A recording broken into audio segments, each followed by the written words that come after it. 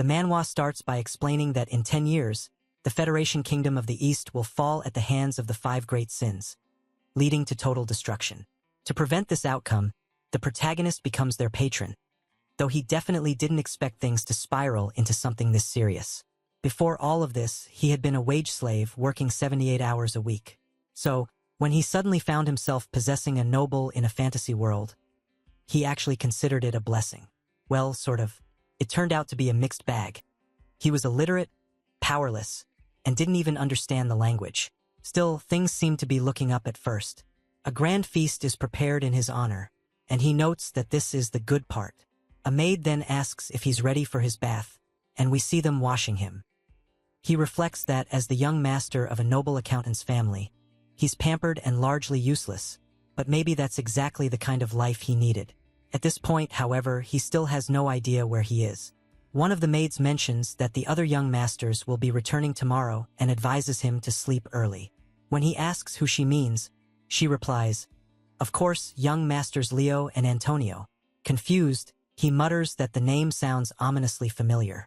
As he racks his brain trying to place it, the maids start panicking, because he's now drowning himself in the bath. It suddenly hits him. Maybe he's inside Psychedelia, a turn-based RPG he used to play obsessively whenever he had the time.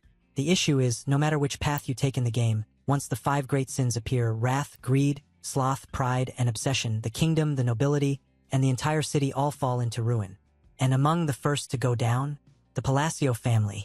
Leo, the eldest son, is known as the king of prostitutes, while the second son, Antonio, is the king of drugs.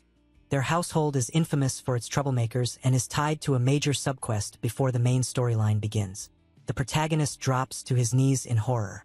He does know this place. Subquest 1 starts with investigating the Palacio estate, and even the main character thought it had a dark, ominous aura. Realization dawns on him. This isn't a joke. The Palacio house is the very first to be destroyed by the 5 great sins. And worse, he's the third son. His name is Alan. As he lies in bed that night, he desperately wishes to go back to being a 78-hour-a-week wage slave. So what if he's living in luxury? He's doomed to die in 10 years. This, he decides, is worse than 6 months of unpaid wages. In a final moment of frustration, he questions why he had to end up in a fantasy world without any special abilities.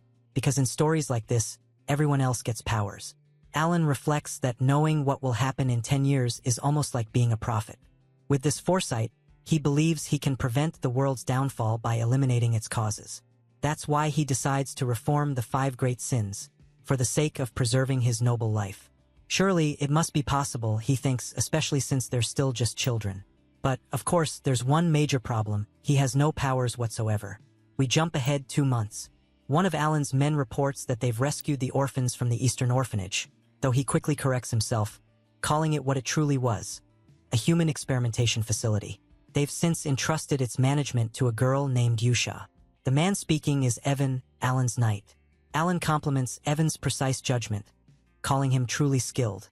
Evan acknowledges the praise but asks if it was meant as a compliment, unsure due to Alan's expression. Alan responds with a forced smile and says, "Of course," adding that he looks forward to continuing their work together. Evan admits that he still isn't used to Alan's new demeanor. He recalls how Alan used to be so expressive, but now his emotions are unreadable. Alan comments that it feels like his possession of the body stopped at the face. He finds it difficult to smile naturally. Evan thanks him for the compliment, and Alan explains that in the game, Evan was a rare character, one who remained loyal and honest even amid betrayal. That's why he hired him immediately after finding him. Evan remembers that Alan said all of this was to save Yusha, and now he understands why. Even as a former mercenary, Evan sensed something unusual about her. She didn't act like a normal child. She was strong. Strong enough that he couldn't understand why she accepted being locked up so easily. She had a commanding aura about her. Still, Evan is curious why Alan didn't bring Yusha back with him. There doesn't seem to be any advantage in leaving her behind. Alan agrees, admitting that it might look like he's simply neglecting her, but reassures Evan that it's part of a bigger plan. Yusha Bludia is not human. In the future, she will make a pact with an otherworldly being, becoming Wrath, one of the 5 great sins, and go on to kill hundreds of thousands. But Alan believes that if she grows up in peace, that future can be avoided. For now, she's a landmine defused, at least temporarily. He tells Evan that it's not yet time to act further. When Evan asks what exactly he means, Alan deflects, instructing him to ensure that no one speaks of this operation. He also tells Evan to quietly deliver a letter to Yusha, along with their financial support. Evan asks if the letter is important. Alan replies that he just wants to check in on her. Maybe give her some reassurance after everything she's been through. Evan promises to deliver it. As Alan writes the letter, he admits he isn't sure if it will truly reassure her, but it's worth trying. In truth, the real purpose of the letter is to include a quote, one he's heard dozens of times before. In the game, there was an archbishop who said this was a spell that would allow someone to become friendly with non-humans, and that it should calm her down. The quote isn't read aloud here, but it's basically meant to help the otherworldly being understand that they're not enemies. But it was already too late. She had unleashed a deadly attack. She even said herself that she was far too gone. In the game, the attempt to calm her always fails, and the battle begins. But maybe now, things could go differently. With one already dealt with, it's time for him to move on to the next target. Sure, it's a little ridiculous to think you can befriend a monster with just a quote, but maybe it'll work. After all, they worship some god from another world, and it's impossible to understand the way those kinds of people think. They're all like fanatics anyway.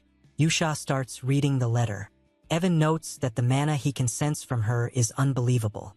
She's a strange child, completely devoid of emotion. She asks Evan if Alan was the one who sent the letter, and if so, why didn't he bring her with him? Evan tries to make an excuse. He says that manifesting mana in this way is something only those in the Master Realm can do, and recalls that Alan told him, "It's not yet time." He repeats that to her, saying that Alan had said she wasn't ready yet.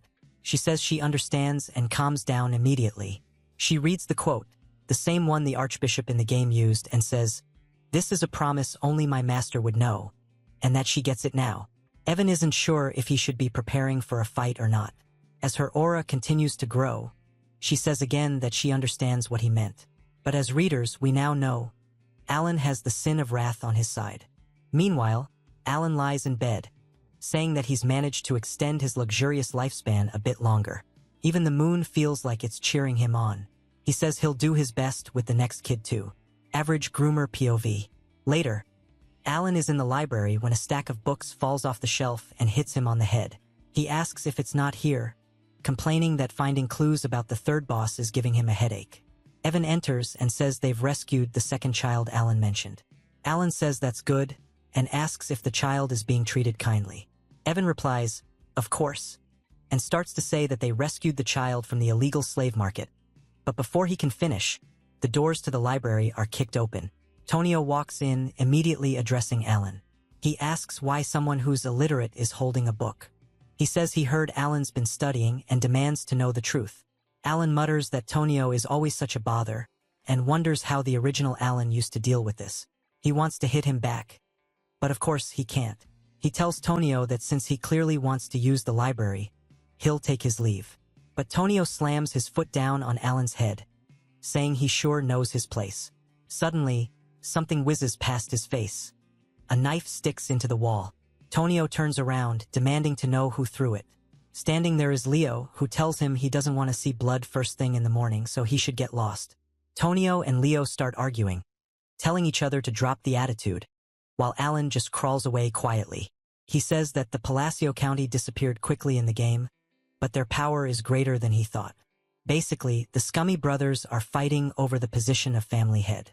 One of them is a major underworld figure known as the Prostitution King, and the other runs a large-scale drug cartel as the Drug King. He can't mess with either of them if he wants to keep his sweet life, so he starts crawling away while Evan slowly walks behind him, shielding him from the debris. Alan says he's going to happily live as a weak and incompetent bastard child. He makes it back to his room, and Evan says the second child didn't seem ordinary either. Alan just melts into the couch, and Evan asks how someone like him even found out about the illegal slave market and the secret bio-experiments in another region. It looks like he's having a hard time holding himself together. Evan tells him that he's quite strange since he keeps sending children to the orphanage. But Alan says, of course, the kid isn't ordinary. But it's not just that simple. He's of a cataclysmic scale. Within the United Kingdom, composed of several nations, the central one is the Kali Kingdom. The The person they saved from the illegal slave market was the second boss of the game, named Dias Malayan. After being sold into slavery and abused while passed from owner to owner, he became the embodiment of one of the 5 great sins, sloth. He then annihilated the kingdoms in the most horrific ways imaginable. This part of the story was where many players were surprised by the game's cruelty and difficulty. Contrary to his title, Sin of Sloth, he was known for being a very hard-working individual who had paid off debts and fulfilled services multiple times. That's why Alan emphasized to Evan to treat Dias very kindly. He says the reason he sent him to the orphanage was because it's not time yet. Evan says he figured as much and asks if the letter Alan sent to Yusha was about the second child. Alan says yes, and that there was some small talk in it too. He told her to take care of the slightly sick child he had sent her way. We see Dias with the other children, still not enjoying himself, looking devoid of emotion. Yusha approaches him, saying that he seems broken. She can tell by the marks on his body that it was the black goat, and that the great moon has still chosen him. Then she congratulates him, telling him to feel the power he's been given and to unleash his potential. If he stays loyal and follows orders, he'll have his revenge. She starts thinking about how she should write her reply, saying she'll start with a light greeting. Back at the estate, Alan is still reading through books, asking where the third boss is located. But Evan says there's a big problem. The second young master had an accident. Alan asks what's wrong, and Evan tells him that he's dead. Alan asks how he's already dead, and we see him lying on the floor, soaked in blood. They even held a funeral for him, but their father didn't seem concerned at all. Neither did the women he attended with, they just seemed bored and wanted to leave. Alan asks why his father brought drugs and women to his son's funeral. He admits that he already knew how messed up things were, but this is dark fantasy after all. Still, his son accidentally falling to his death is different from what Alan remembers. In the game, his brother had killed him and cried the whole time, saying he was now the rightful heir. He sobbed desperately back then, but the expression on his face now looks more like someone who got lucky. At the very least, Alan thinks he should be trying to hide it. The culprit must either be Leo or one of his followers. But regardless, Alan decides he just needs to resolve the 5 deadly sins and let the family handle itself. A year later, with the succession issue resolved and Leo having absorbed the drug business, the county had become even more peaceful. Alan and Evan are sitting in their room. Alan and Yusha have become pen pals. She updates him on all the children, and Alan is simply glad that they're becoming friends. At the bottom of her letters, she's been attaching the monthly sponsor list. Alan notes that it's interesting how more sponsors are appearing for that small orphanage. Evan says that while it's unusual, it's a good thing. Evan then brings up the matter Alan had been searching for. The Information Guild contacted them with a clue. Alan says that's a relief. It must be an ancient book related to the third boss. He's excited that he'll finally get to find him. He says it's a peaceful evening and that everything is going super well. The scene jumps to a murder at a drug distribution site called Margot. 2 men are talking, saying that the eldest son of the Palacio family is generous and that their organization now has a few hundred members. But it turns out they weren't the ones killing people. They're shocked to see all the corpses. They watch as people raise their own blades to their throats and kill themselves. One of the men turns toward his friend, only to see that he's doing the same. He watches in horror as every single person around him plunges their weapons into their own throats while screaming for help. In an alley nearby, we see a small figure. Yusha's voice is heard. She says she enjoyed the puppet show today. There's more to report. It turns out that it was Dias controlling them all. He asks if there was a point to all of it, and Yusha responds by asking if maybe he pies them. He says no, it's because they grind people up to make drugs. He just isn't sure if this has anything to do with his revenge. Yusha says of course it does. This is the groundwork for his return. They can't let the place be shabby when he finally comes back. Dias says he understands, and the 2 vanish instantly, flying into the air. Yusha says everything will proceed according to his will and that the blue moon will be his sword. They leave behind a marker, a burn symbol carved into the street, like what aliens leave behind when they take our crops. Alan says that it's been 2 years since he and Yusha became pen pals. We see Evan walking around the estate, asking where Alan is. He eventually finds him in the backyard. Alan is practicing something, and Evan tells him that the 5th has now been successfully sent to the orphanage as well. Alan is in disbelief. In the last 2 years, he had saved the remaining deadly sins. As Alan starts feeding Evan cake, He says he had some trouble finding Greed, the third one, but using Evan alongside his game knowledge ended up working out. He tosses sweets at Evan, making him do tricks to catch them. Alan tells him he can rest now. Evan asks if this is all for the duties related to the orphanage. Alan says yes. Evan says that's a relief, but asks if Alan isn't happy. Alan tells him that he is, but Evan says he doesn't look like it. Alan points to his lips, saying that he's smiling right now, and we see a tiny crease. Evan says that if he says so, then sure. Sometime later, Alan stretches and lies down, saying he never expected things to go this well. The bosses in the game all became the 5 deadly sins as a result of their tragic pasts. Even if this is before they became sins, the chances of saving them before those events happened were low. He was worried he'd rescue them too late, after they'd already been broken. But now he feels a lot more at ease. Alan asks how the orphanage is doing. Evan says, as usual, things are going well and hands him a letter. The children who once looked like broken dolls have started to brighten up. Alan says he guesses they won't need to hire a separate caretaker after all. He hadn't expected Yusha to do such a good job, but maybe her background makes her feel sentimental about the orphanage. He says Yusha is a nice girl in some ways. Evan asks if the letter says anything important. It mostly just says everyone's okay. Some kids are growing much faster than the others, but there's no need to worry about Diaz, and the rest of the children are doing fine too. They all seem to be having a great time. Alan says he's just glad they're growing up well. He says this proves that environment really is the most important factor. Evan asks if he actually plans on meeting them someday, since he always says the time will come. Alan admits that he doesn't actually plan on meeting them. While it would be nice to stay close, they didn't have the kind of personalities he'd enjoy being around in the game. Maybe it's because of how brutal their transformations into sins were, but now that he saved them early, it shouldn't be as bad. Still, he's scared. He says maybe in 5 years. Evan says he understands. In the meantime, Alan says he wants to work on skills to protect himself. We see him practicing magic, and he says he's fortunate the body has the right talent for it. It's perfect. Evan then asks if he's heard of Blue Moon. Alan says no.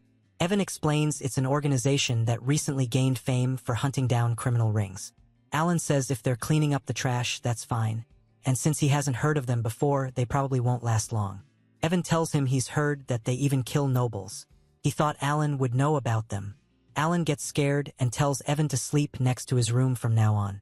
That night, at the orphanage, Yusha says it's time to hear Blue Moon's weekly report. One of the girls says she took all the slave traders' heads. She's the sin of pride, named Shoal. She says they couldn't figure out who she was, and compliments her own outfit, saying it looks great. She tells them she'd let them live if they could tell her what color her eyes were. But they couldn't answer. The sin of greed is named Rin. She states that all of the corpses were melted. One of the boys reports that he finished up in the south too. He took care of the illegal human testing grounds, turning the Avalon bastards who were causing trouble into minced meat. He's the sin of obsession named Rodin. Yusha says that everything will go according to his will, and that they exist for the sake of the Great Moon. It's already been revealed that they are the Blue Moon, but Alan is going to be in for quite a shock when he finds out. Diaz then says they have a problem. Yusha asks what could possibly be a problem when everything is perfect under his will. He says that the head of Avalon is the eldest son of the Count's family, the one where their master currently lives, and that he found a dangerous written order while cleaning up the south. The document appears to be targeting their master. Yusha looks furious. She asks what she just heard, and as she releases her aura, the other children recoil in fear. She says she understands. They're planning to slowly poison Alan and kill him after their father dies. She declares that she won't allow that to happen. 2 years later, the Count actually dies. Officially, it's said to be from heart failure, but it's clear the cause was an overdose. We hear Leo asking if Blue Moon has struck again. He's told that all their men were wiped out again last night. Alan notes that they seem more cautious of Blue Moon now. The Count's death, without anyone mourning him, passes in total silence. As Alan walks with Evan, Leo glares at him with killing intent. Evan asks Alan what he plans to do now. He says that at this rate, he'll become the head of the family, but then asks what Alan is doing with all those bags. Alan tells him to pack his things, they're gonna run. Evan asks if they're really leaving, and Alan says not completely. They're just going down. Evan asks if he means Rod Mill. Alan says yes. He's been planning to move to a small town south of the county called Rodmill. As they're leaving, Leo watches with a frustrated expression. Now in Rodmill, Alan is making breakfast for himself. Evan brings in some juice.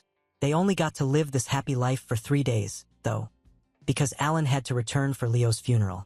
Alan says he can't believe he's back, and wonders how Leo is already dead. Turns out Leo was stabbed through the heart. Alan wonders who could have killed him. When he tries to ask about the cause of death, all of Leo's men start panicking and apologizing just for looking at him. Alan has no idea what's going on. Not just the men, but even the maids are avoiding him.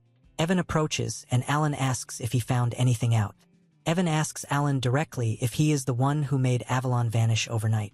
Alan looks around the room, completely confused. We get a flashback to 3 days ago when they left the estate. Evan asks if it wouldn't be better to head to a city instead. Alan says no, this is the final destination he had planned. Saving the 5 great sins from misfortune and stopping the world from ruin was all he ever wanted to accomplish. This town has nothing to do with the original story, and their family's villa is located here. It's the perfect place for a noble to live.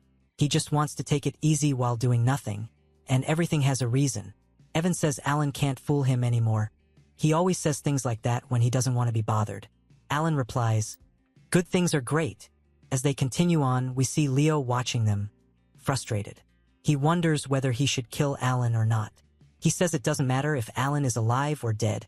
He had already planned to kill him with poison after their father's death. Either way, he says he was planning to quietly head to the border. So now, he has no real reason to kill him. It might also be because things with Avalon aren't going well. Something about Alan just bothers him. He tells one of his men to follow the carriage. The man's name is Almond, but they call him Al for short. Al asks if he should kill him. Leo is surprised. He says that Al has never once talked back to him, no matter what orders he gave, so why is he suddenly asking questions? Al replies that it's his job to do what he's told, then stabs Leo straight in the chest. Leo asks Al why he's betraying him. Al says that he likes playing war, and it was fun until now. Turns out his real name is Hedden, and he's a member of the Blue Moon. He tells Leo that they follow the creed taught to them by the Red Moon. Since the Blue Moon is that man's sword, it's only natural that he acts according to his will. And if anyone tries to harm the Great Moon, they'll be eliminated. As he continues cutting through Leo, he says that he can act on his own accord, and that's why he waited for him to say it. To think it took him 2 years to finally admit it. Leo says that his importance won't allow him to be disposed of. Hedden responds that with his words, Avalon will vanish from this continent forever. It's unfortunate, he adds, that the Great Moon ever gave Leo a chance to begin with. At the little villa, Alan wakes up and says that this place is heaven. It's another peaceful day. He wakes up whenever he wants, eats whenever he feels like it, and lives the life of a true noble. Evan enters with a letter. That's when Alan reads the news. Leo is dead, and they're requesting his return. He mutters that his free trial of heaven expired after only a few days. Back to the present, everyone around him is freaking out again. Evan asks if Alan has become some kind of shadow leader or something. Alan says these are some seriously crazy circumstances, but it just keeps happening, apparently. We then see him sitting in a corner, asking, "Why am I the villain?" Evan says that Alan is the only one who benefits from the situation. After they left the estate, Leo was murdered, and Alan now has the perfect alibi to become the Count's heir. With Avalon gone and Leo dead, nothing stands in his way. That must mean Alan is the shadow leader of the county, the one who orchestrated the assassination of a swordmaster. Alan asks if Evan is having fun, wondering where he even got those cloaks from. But he doesn't know where to begin with this. No organization should be capable of killing a major underworld figure instantly. He recalls hearing about an organization that hunts other organizations. Evan asks if he's talking about the Blue Moon. Alan says maybe they're the ones behind it. Evan replies that the Information Guild said it wasn't the Blue Moon. They leave behind a mark, not corpses. But the Avalon members were stabbed with a sword, and it's said that the road to hell was opened up. Alan understands why everyone is afraid of him. But the Blue Moon doesn't appear in the game at all. And there's no way those weaklings could be behind this. They're supposed to disappear before the original story even begins. So who is it? Back to Yusha. She asks if they left any traces. Ren says no. Shoal says the same, only corpses were left behind. Diaz also reports that he's returned, and there are only the remains of Avalon's soldiers. Roden says it was just as she instructed, he cut them all in half. Yusha says that with this, it's perfect. And so, the Avalon group that once dominated the kingdom turned to dust in just 5 days. Roden adds that he doesn't think the cleanup was perfect, though. Yusha asks what he means. He says he found something along with the nobles who were connected to Avalon, and that the Alteoduct has a deep connection. Yusha begins reading it and says that they must already know what she's going to say. They start preparing, and Roden says he'll take care of it quietly. Yusha then calms down and asks if the Information Guild side is still clean. Ren says yes, and that this matter is being handled separately from the Blue Moon. Diaz says all guilds act the same. They call it the Hell Sword, made by the Swordmaster. Ren asks if Yusha can continue tracking their movements. Yusha says yes. This matter must not reach that person's ears. She said it so many times, so they should all understand. Diaz says that he was targeted by his own family. Yusha tells him that wasn't an order. They are swords, and a sword must not think for itself. They must only move on orders. That person knows everything, and they must never disappoint him. Diaz says he doesn't understand why someone with power as overwhelming as Yusha's would feel anxiety and restlessness just out of fear of being found out. It's strange. But he says he understands everything is for the Great Moon. Back to Alan, he says he doesn't want to do this anymore. After the funeral, there was a full month of endless duties, and he was insanely busy. He just wants to loaf around and eat. That's what nobles are supposed to do. Even though he's made enemies, Leo's death was supposed to happen 6 years from now. But because the order of the brothers' deaths changed, the course of the game shifted. And now all the family's backlog of duties has landed on him. There's a knock on the door, and even more paperwork arrives. Alan asks why everyone is working so hard now. Back when the Count was alive, they used to slack off and skip work all the time. It turns out it's because he was waving them over to drop off their paperwork. But they misunderstood and thought he was angry, so they assumed they needed to work harder. But Alan wonders why they never come when he actually calls for them. Maybe they're all working harder now because of the rumors that he's the secret mastermind. He just wants to quit already and wishes they would manage everything without needing him to step in. That night, Evan tells him it's astonishing, and honestly quite shocking, that Alan managed to reach the 2nd tier of magic after only 2 years of self-study. He has great talent. Normally, it would take 4 years of proper instruction to reach that level. Magic also usually requires natural aptitude. Alan agrees that his talent is decent. He trained hard for self-defense because he was feeling anxious. To defend himself properly, he needed to learn how to control his mana. But what good is it if it's only half-baked? He's tried every kind of magic in this fantasy world. First, it was fun, but now he's just desperate to survive. The truth is, he realized that his monohel is insanely small. Nothing is working out. Innate mana capacity is like an athlete's weight class, and the monohel is the fantasy equivalent. His is very, very, very small. No amount of training can overcome that. If nothing else works out, he might have to look into another method. Evan tells him the invitation to the ball has finally arrived. Alan asks what he's talking about. We see them dressed up and heading to the event. Alan complains that he's already tired just from showing up. It's a standard aristocratic ball in the southern Austria kingdom, held for noble exchange. Since he's about to become a count, maybe he should use this chance to network. Forming connections with other nobles is crucial for a peaceful future, but nobody wants to talk to him. Whenever he tries to approach someone, they just run away. Evan tells him not to take it so hard, but Alan says he expected this. He knows they all look down on him for being low class and lacking refinement, unlike the prestige his great-grandfather once had. The current family is filled with troublemakers from the East. Too bad he's completely misunderstanding the situation. Alan says he didn't come here without a plan. He's going to unlock the social skill he's been secretly practicing. He raises a glass of wine and says the aroma is unique and the scent is distinctive. He adds that he'd love to have a few bottles at home. Then he starts smiling like an evil freak. He says that a gentle smile is essential for noble etiquette. The woman who owns the wine starts sweating nervously before bolting, saying she'll tell her father immediately. Alan says this wasn't the outcome he was expecting. In the background, people whisper that he must have blackmailed her into handing over some limited edition wine. Evan laughs at him. Alan insists that she must just be a shy lady. Of course, he's in complete denial. He did this over and over and over again, ending up with a bunch of different things for free. Turns out, the family is way more notorious than he thought. Because of the rumor that he got rid of those monstrous brothers, everyone is just avoiding him now. Defeated, he says he's going to get some fresh air. But outside, a woman isn't afraid of him. In fact, she seems curious. While standing outside, he wonders where it all went wrong. A woman approaches and asks if he has a moment. He perks up, happy that someone actually spoke to him, and wonders who she might be. She introduces herself as Loria, the third daughter of Duke Altia. He sees her walking toward him and immediately thinks, the Altia family, one of the 3 major shadow players of psychedelia. They're known as the Northern Troublemakers, so there's no way she's just some normal person. As she gets closer, he thinks to himself that he doesn't remember her from the game. He doesn't think she appears at all. She gets straight to the point and says she needs his strength. She's going to be assassinated very soon. Alan thinks through it. Loria was protected until now as the daughter of the Duke's mistress, but the Duke's health has started to decline.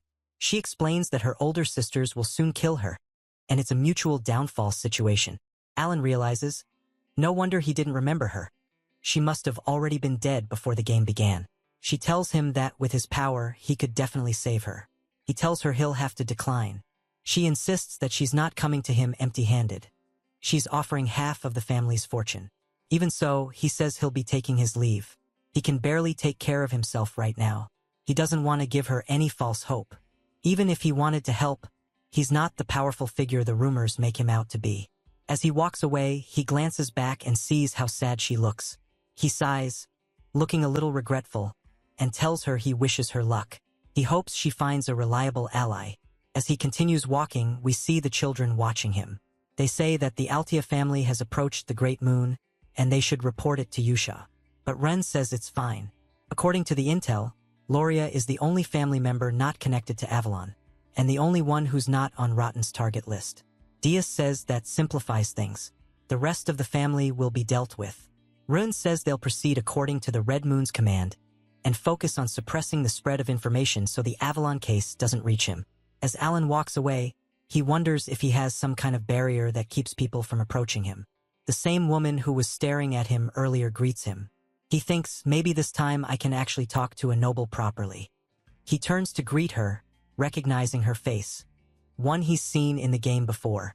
Of course, he knows that no one would approach him first unless they were trouble. He greets her, and she introduces herself as Zenonia. She's surprised that he knows her name. Alan replies that of course he does. She's famous in many ways.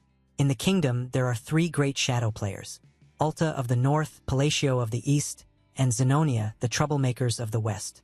That's her family name. My bad. She asks if she's really that famous. She introduces herself as Kalia, the eldest daughter of Count Zenonia. Alan thinks that if his family ran like a street gang, then hers is more like a smartly managed criminal syndicate. He reminds himself that he needs useful, safe connections to maintain a peaceful, noble life, and for that reason, he must not get involved with her. He tells her that she's beautiful. She thanks him and says she'd like to talk more, asking what he thinks. He replies that he'd love to, but too many people are watching them right now, and honestly, he just wants to leave quietly. She says that he's exactly like the rumors say and says she looks forward to seeing him again.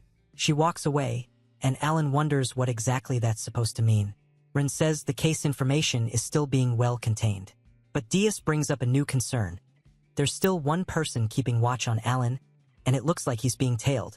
They confirm that there are no new orders yet. For now, they'll just keep watching, then eliminate them when the time comes. The next day, Alan and Evan head out. Evan asks if this is the right place, and if this is the canyon he's been looking for. It's midday, but it's still very dark inside. Alan says, finally, this is my real objective. Evan says that if this turns out empty again, he's gonna cry. Alan replies, this time it's real. In the game, it was easy to find. The real reason he came all the way south, under the excuse of attending the ball, was because of this place, the Labyrinth of Whispers. If you solve the riddles in all 8 rooms, you receive a powerful artifact as a reward. He's already memorized the routes and the puzzles. Now it's time to put his grinding experience to use. Seeing the entrance to the labyrinth in real life feels completely different. Even though he's run this dungeon countless times in the game, it's still crazy to witness. Evan says the interior feels artificial, like someone built it, and asks how Alan even knew about it. Alan simply says he's been here often. Evan asks when he even had the time to do that. Alan answers that he has many ways, and that they should just head inside. Evan tells him to stop joking with that expression. But the moment they enter, they see a bunch of monsters being crushed by giant stone hands. Evan says that if they get any of the riddles wrong, those things are going to slam down on them mercilessly. While monsters continue getting slaughtered around them, Alan is calmly solving a riddle. Evan, watching him, wonders how he can be so calm in a situation like this. Even after working with him for 4 years, he still doesn't understand Alan. His missions have no pattern. Everything feels completely random. He rarely even leaves the estate, and yet he seems to know everything about this place. Alan tells him that he got the riddle right, but that the door only opens once the mechanism finishes. Evan follows after him, thinking that the reason he keeps following Alan is simple. Everything Alan does ends in a good outcome, and he wonders what kind of reward he's going to get from this one. Alan says that finally the doors are open, but he feels like he's going to puke. He strained his neck trying to keep it looking straight the whole time. They enter the treasure room, and it really does seem like it's over. Alan says they should just take the ring and go. Evan points out that it looks like the most useless item there, but Alan insists, taking anything else would only bring trouble. So they leave the rest behind, and Alan finally obtains the oath of restraint. He tells Evan that there won't be anything dangerous on the way back. Thanks to his knowledge of the game route, it really was easy. But as they go to leave, Evan speaks up, saying he knew this would happen. The piles of rocks inside the canyon start moving. They're golems. This is a new, unknown enemy. In the worst-case scenario, Evan needs to get the young master out of there. But Alan says this time he'll handle it. As he steps forward, Evan says he wants to trust him, but no matter what Alan is planning, finding an escape route should come first. The golems begin to move in, closing the distance fast. As they charge, Evan yells that second-tier magic isn't enough. Alan responds by invoking the oath of restraint. He raises the ring into the air, and all of the golems stop, frozen in place, as if time itself has come to a halt. Then he hears a voice. "Oh, fragment, inheriting the great will of Nyakala. Speak the restrictions you wish to enact." Alan mutters that, in the game, this part appeared as a choice window, and he's surprised to hear the voice now. He looks up and sees a face beginning to form. He recalls that the Oath of Restraint is an absorption-type artifact.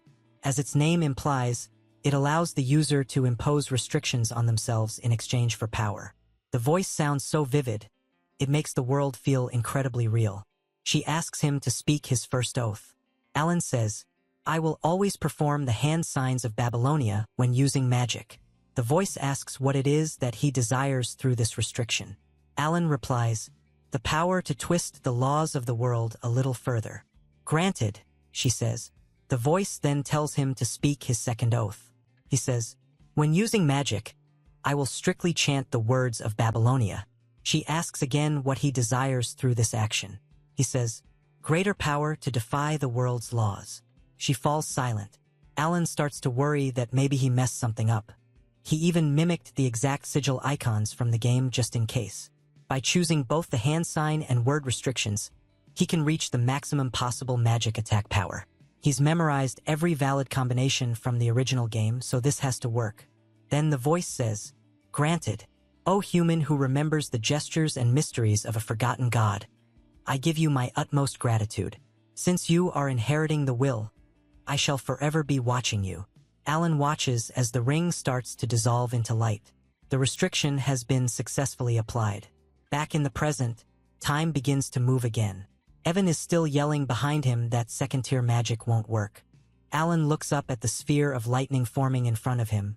It's supposed to look impressive, but now it just looks pitiful. Even though he's pouring in all his mana, this is his limit.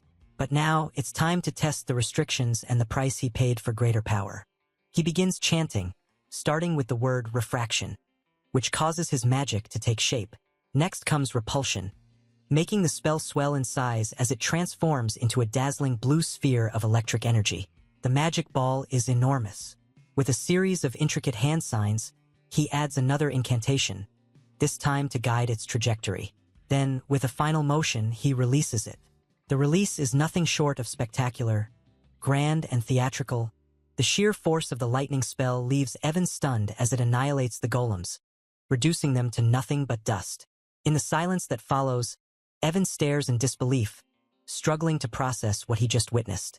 He turns to the protagonist and asks if he's been hiding his power all along. But the protagonist simply shakes his head. Evan, still dazed, admits that in all his 15 years as a mercenary, he's never seen anything like it. He even questions whether that could really have been second-tier magic. The protagonist confirms that it was, though truthfully he's just as baffled by the outcome. He admits this wasn't how things worked in the game. In Psychedelia's turn-based battle system, magic could be enhanced over multiple turns using a combination of hand signs and incantations. This time, he had boosted his chain lightning spell with 4 incantations and 1 set of hand signs, stacking power across 5 turns.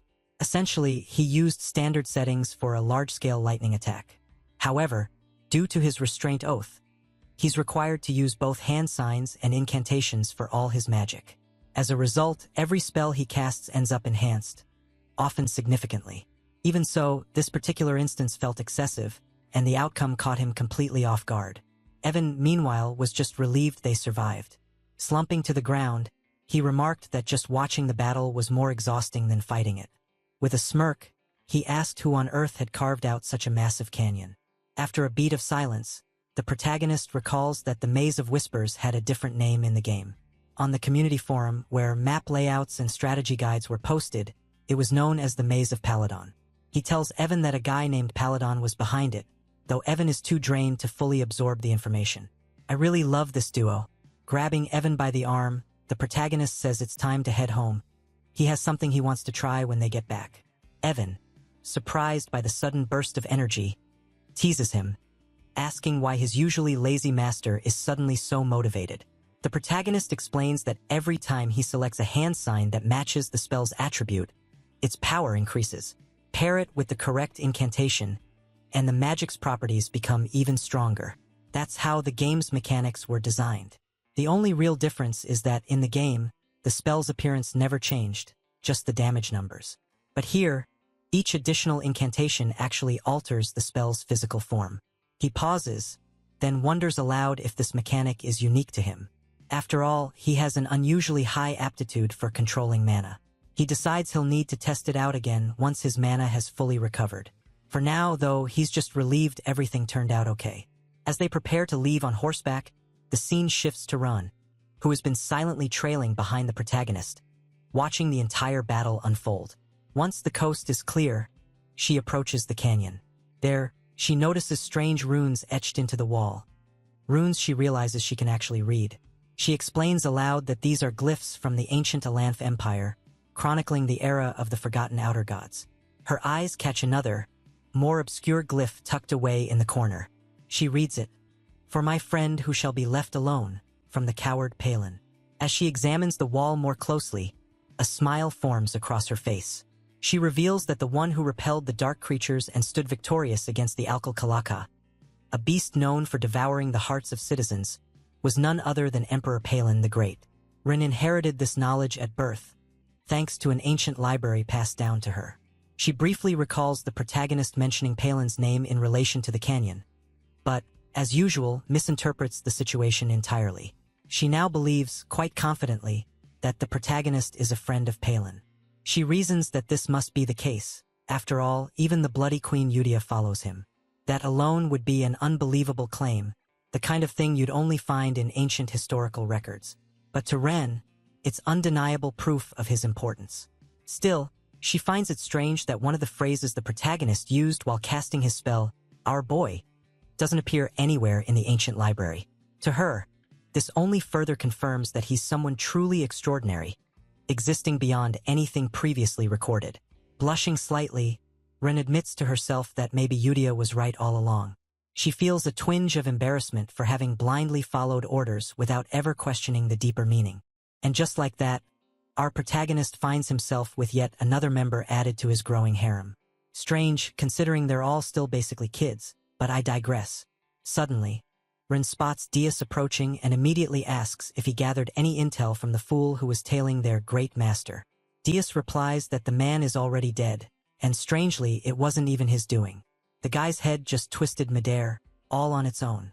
Ren insists they need to report this to Yudia immediately, and Dias nods in agreement. Without delay, they both set off. Meanwhile, in Zenonia County, Lady Kalia sips her tea, quietly reflecting on how the protagonist is exactly as the rumors claimed. She notes his chilling, emotionless expression and those abyss-like eyes. What unsettles her is that he called her famous. Count Zenonia is powerful and widely known, but for someone like her, who avoids social affairs, to be labeled that way is curious. The truth is, Kalia is the real mastermind. Through black magic, she's turned her father into a puppet, effectively making her the one in control. The fact that the protagonist called her famous makes her wonder if he knows more than he's letting on, which terrifies her. No one knows her secret. She recalls him saying, "There are too many eyes on us," and wrongly assumes he discovered the man she had tailing him. It's a textbook case of misunderstanding, straight out of an Eminence in Shadow scenario. Suddenly, Kalia gets a call from one of her servants, who reports a problem. She asks what's going on, but the servant insists it's better if she sees it herself. When Kalia arrives at her room, she finds the man she had sent to follow the protagonist dead. The servant explains that the seal on the body never activated, meaning he didn't reveal any information. But Kalia quickly realizes the real issue. Whoever killed him deliberately placed the body in her room. Frustrated, she begins questioning how the protagonist figured out she was the one behind the surveillance. And just like that, our poor MC is misunderstood once again. At the grand halls of the Altaducal estate, a somber scene unfolds as Loria walks through the silent corridors, her face etched with disappointment and exhaustion. Her mind swirls with regret and grim realization. As she had feared, he was not a man to be underestimated. An influential figure in the underworld, with eyes as cold and calculating as her father's. He was someone she could never afford to make an enemy of. Once, he had been her final lifeline, but she knew he would never agree to a deal that might cost him dearly. Now, with all her assets and influence stripped away by her cunning siblings Marion, the eldest daughter, Ki, the second son, Tammin, the eldest son, and Pai, the second daughter, she had only survived on the dwindling mercy of her father. Even that, she feared, was no longer guaranteed. As she wandered deeper into the estate, consumed by despair, she whispered to herself, "I don't know what to do anymore." The moment she crossed the estate threshold, maids rushed toward her in a panic. Their trembling voices cried out her name, "Lady Loria!" Their faces pale with fear. They told her that both Lady Pai and Ki had taken their own lives. Shock froze Loria in place. Her thoughts reeled. These were the same people who once betrayed their own blood, and now they had taken their own lives? It made no sense. Dread seized her chest as she asked about Tammin and Marianne. She was quickly shown a horrifying sight. Tammin and Marianne lay lifeless, their swords driven into each other's chests. Gloria's body shook as terror gripped her. Her mind screamed with confusion, unable to comprehend how such a tragedy could unfold. Meanwhile, just beyond the Altaducal estate, Radon departed swiftly, a faint smirk curling at the corner of his lips. He muttered to himself, "Successfully eliminated." Loria's thoughts flashed to something Alan had once told her. Words that had hinted good things were coming. Now, remembering them, an icy dread seeped into her bones. A chilling truth dawned on her. The true mastermind of the Count's household, the one who had hidden his claws, biding his time, had finally made his move, and she was the last one left. Overnight, Loria had become the sole heir to the ducal family. A bitter laugh escaped her lips. What kind of monstrous pact had she made? But it was too late to turn back. Those who defied him had already paid with their lives. There were too many precedents to ignore. She reminded herself that she must walk the path she had chosen, no matter how treacherous it became. A sudden resolve flickered in her eyes. 2 months later, a grand gift arrived at Duke Alia's estate, addressed to Aelin. When Evan saw it, his eyes widened in disbelief. It was a bottle of Cernant's wine, rare, luxurious, and worth thousands of gold coins. He marveled at the sight, admitting he'd never expected to behold such a treasure.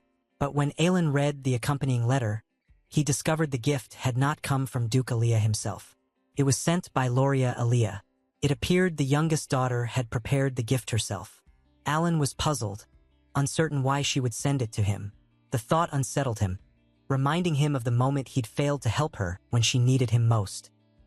He turned to the servant and asked if the gift had truly been meant for him. The servant confirmed. The Duke herself had arranged and personally ordered its delivery. Those words, the Duke herself, made Alan pause. Realization struck.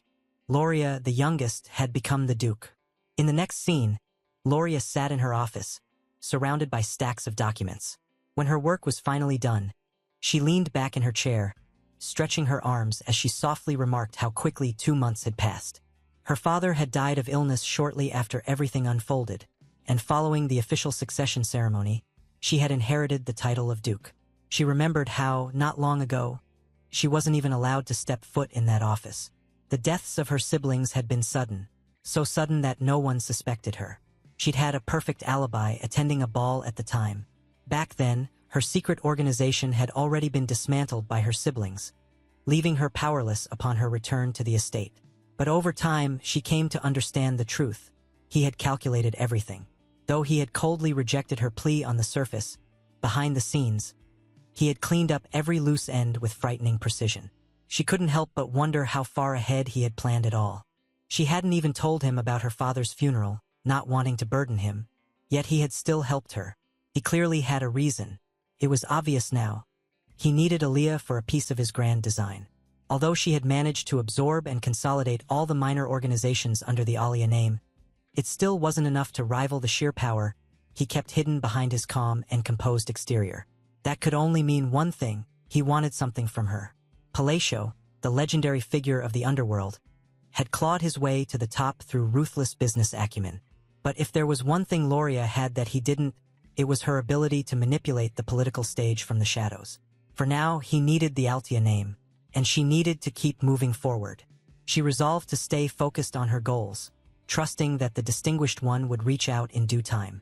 Hopefully, he would recognize her gift as a token of gratitude, and a silent understanding between the two. The scene shifted again. In his quarters, Alan stood silently as Loria's servant bowed and excused himself. Alan remained still, lost in thought, struggling to process what he had just learned. That Loria, once a girl who faced death with no allies, was now the Duke of Altia. Something about it didn't sit right with him. Evan noticed his expression and silently wondered what troubled him now. A few months passed. The narration marked this moment as 5 years before the original story began. Evan entered the room with excitement, calling out to Alan and addressing him as young master. Before quickly correcting himself with a sheepish smile, "Count." Alan replied calmly that the succession ceremony hadn't yet taken place. Still, since a year had already passed, he supposed it was fine to be called Count. Despite his composed words, he let out a quiet sigh, thinking to himself that he had never intended to take on the title. Yet, having already adjusted to the role, he figured he might as well make use of his noble status. Evan then handed him a letter, saying it had arrived from Yusha. Alan accepted it with a thoughtful hum and asked if there had been any new information about the assassins responsible for Leo's death. As the two men walked into the library and took their seats, Evan shook his head. The Information Guild was still investigating, but so far nothing had been uncovered. They would have to give it more time. Curiously, Evan turned to Alan and asked what his next goal would be. Assuming revenge was no longer his focus, he waited quietly for an answer. The Grand Library fell into silence. Alan sat in deep thought, reflecting.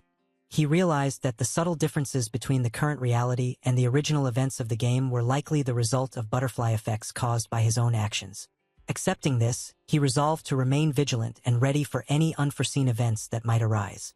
Observing him closely, Evan remarked that he suddenly sounded like a real count. Alan replied with a casual shrug, brushing off the compliment. But his attention soon drifted to the letter in his hands.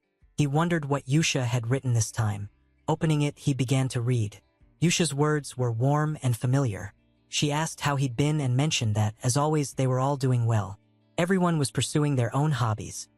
Dios's puppet shows had reached a professional level, while Sayola loved learning and playing with her friends. Rihar spent her days quietly reading and crafting, and Radon had developed a surprising new passion for gardening. As Alan read, a gentle smile spread across his face. The monthly exchange of letters had become a comforting routine, one that had grown more precious with time. Though he had never seen their faces in person, knowing they were happy and growing brought him a deep, quiet contentment. He couldn't help but smile. Then a sudden thought struck him. The 5 children, they were no longer children. Evan, catching the shift in his expression, commented that they were ready to step into society now. Some had even left the orphanage earlier than expected. The ones Alan had once desperately ordered to be rescued were now old enough to stand on their own. He sat in silence for a moment, accepting this truth. "They've grown," he said softly. "It's time to let them go." Evan looked surprised. "But you placed them all in one place because they were wounded." Alan nodded, his voice calm. "There's no need for that anymore. The time had come to let them go." Alan told himself that he had done enough to ensure they would never awaken as deadly sins. Because of that, they would be fine now. Evan agreed, noting that since they were all in good health, it was time to move forward. Alan's thoughts wandered to what he remembered from the original game. Each boss battle had come with a narrated glimpse of the setting, offering insight into each character's potential. Yusha had the talent of faith, Dios the talent of the sword, Rina the talent for study, Sairang the talent of a fighter, Erden the talent of an apostle. If each of them pursued the field that matched their gifts, he believed they would thrive. That thought brought him a sense of quiet satisfaction. To him, it was the perfect plan. Feeling resolute, he decided to prepare a personal gift for each of them. He had always intended to, and now felt like the right time. As the evening arrived and his work for the day wrapped up, Evan stretched with relief and said he would step out for a bit before returning.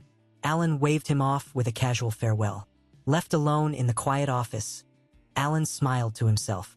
He wondered if, someday, when the children had become successful and influential in their own right, one of them might send something back to him. His expression softened. More than anything, he hoped his letters would guide them, helping them step into the world with confidence. Envelope scene transition. The children. Elsewhere, Yusha received Alan's latest letter. Gathering everyone together, she announced that orders had arrived. But this time, something was different. Each letter had been delivered individually.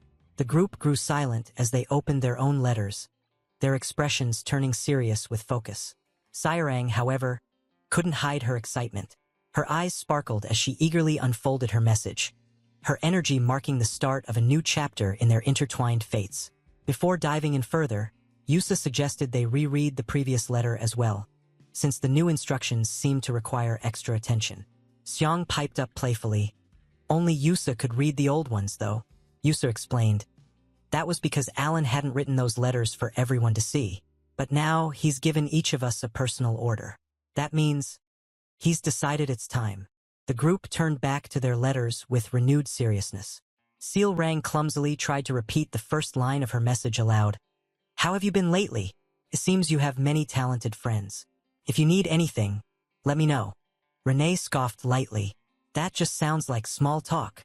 But Yusa smiled knowingly. "He did that on purpose. It's the first real order he's issued."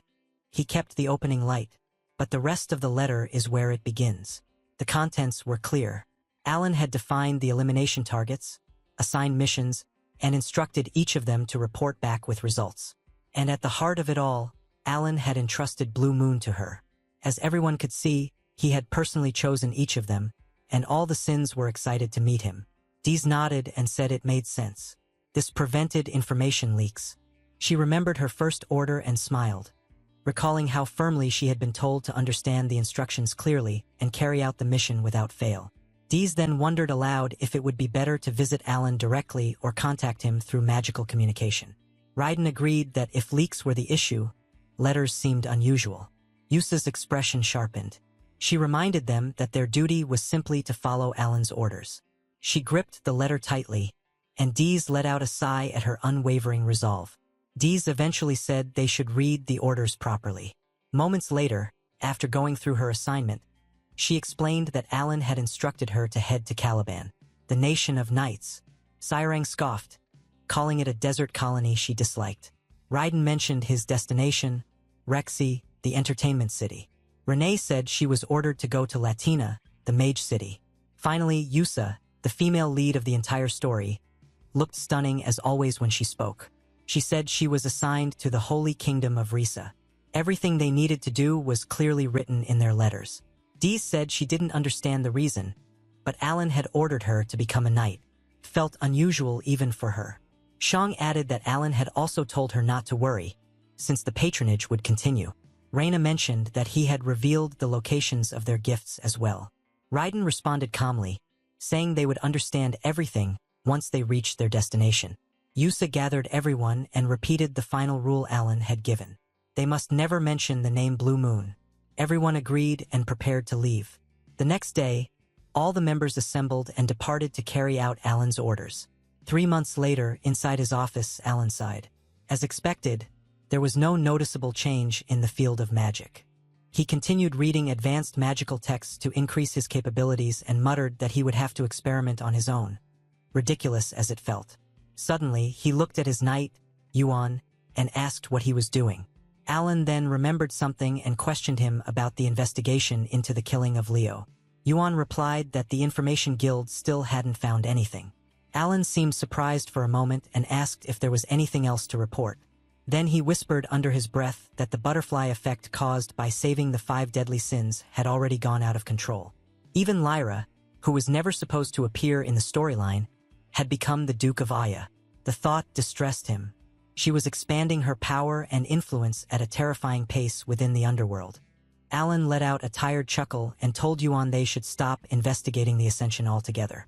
It was dull work, and he already had far too many responsibilities piling up. Yuana looked at him in surprise, clearly mastered. Alan explained that the entire situation was the result of his own ignorance. In a place like this, almost nothing escaped the network of the Information Guild. Even he felt uneasy about it. If he tried to uncover things he wasn't meant to touch, the consequences could be far worse. He muttered that if an unexpected complication led directly to death, then the investigation was meaningless. In the end, organizations like that wouldn't harm him as long as he didn't interfere with their affairs. He clarified to himself and to Yuena that there was no reason for any secret group to target him unless he approached them first. That was why he believed there was no point in continuing the investigation into Leo's death.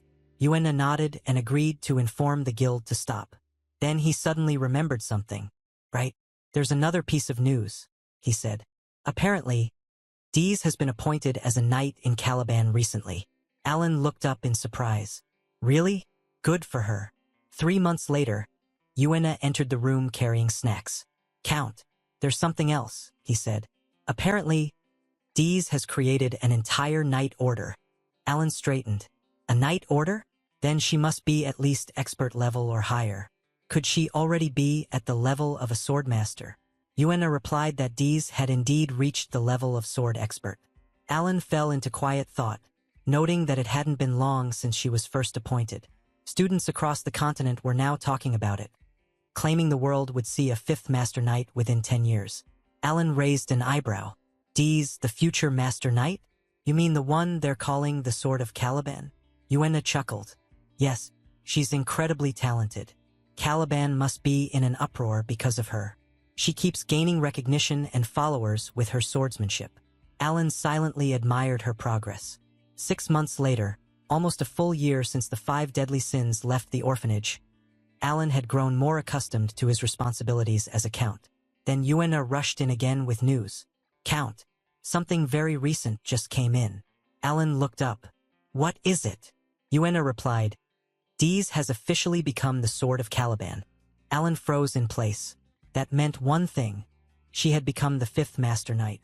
In the next moment, Alan said calmly that only a swordmaster could become a Master Knight.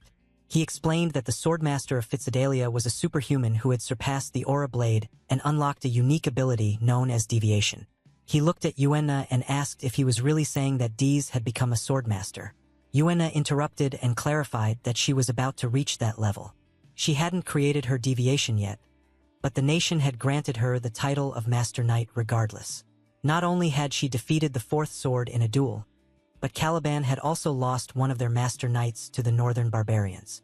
Alan thought for a moment and acknowledged that the two sides had been at war for more than a decade.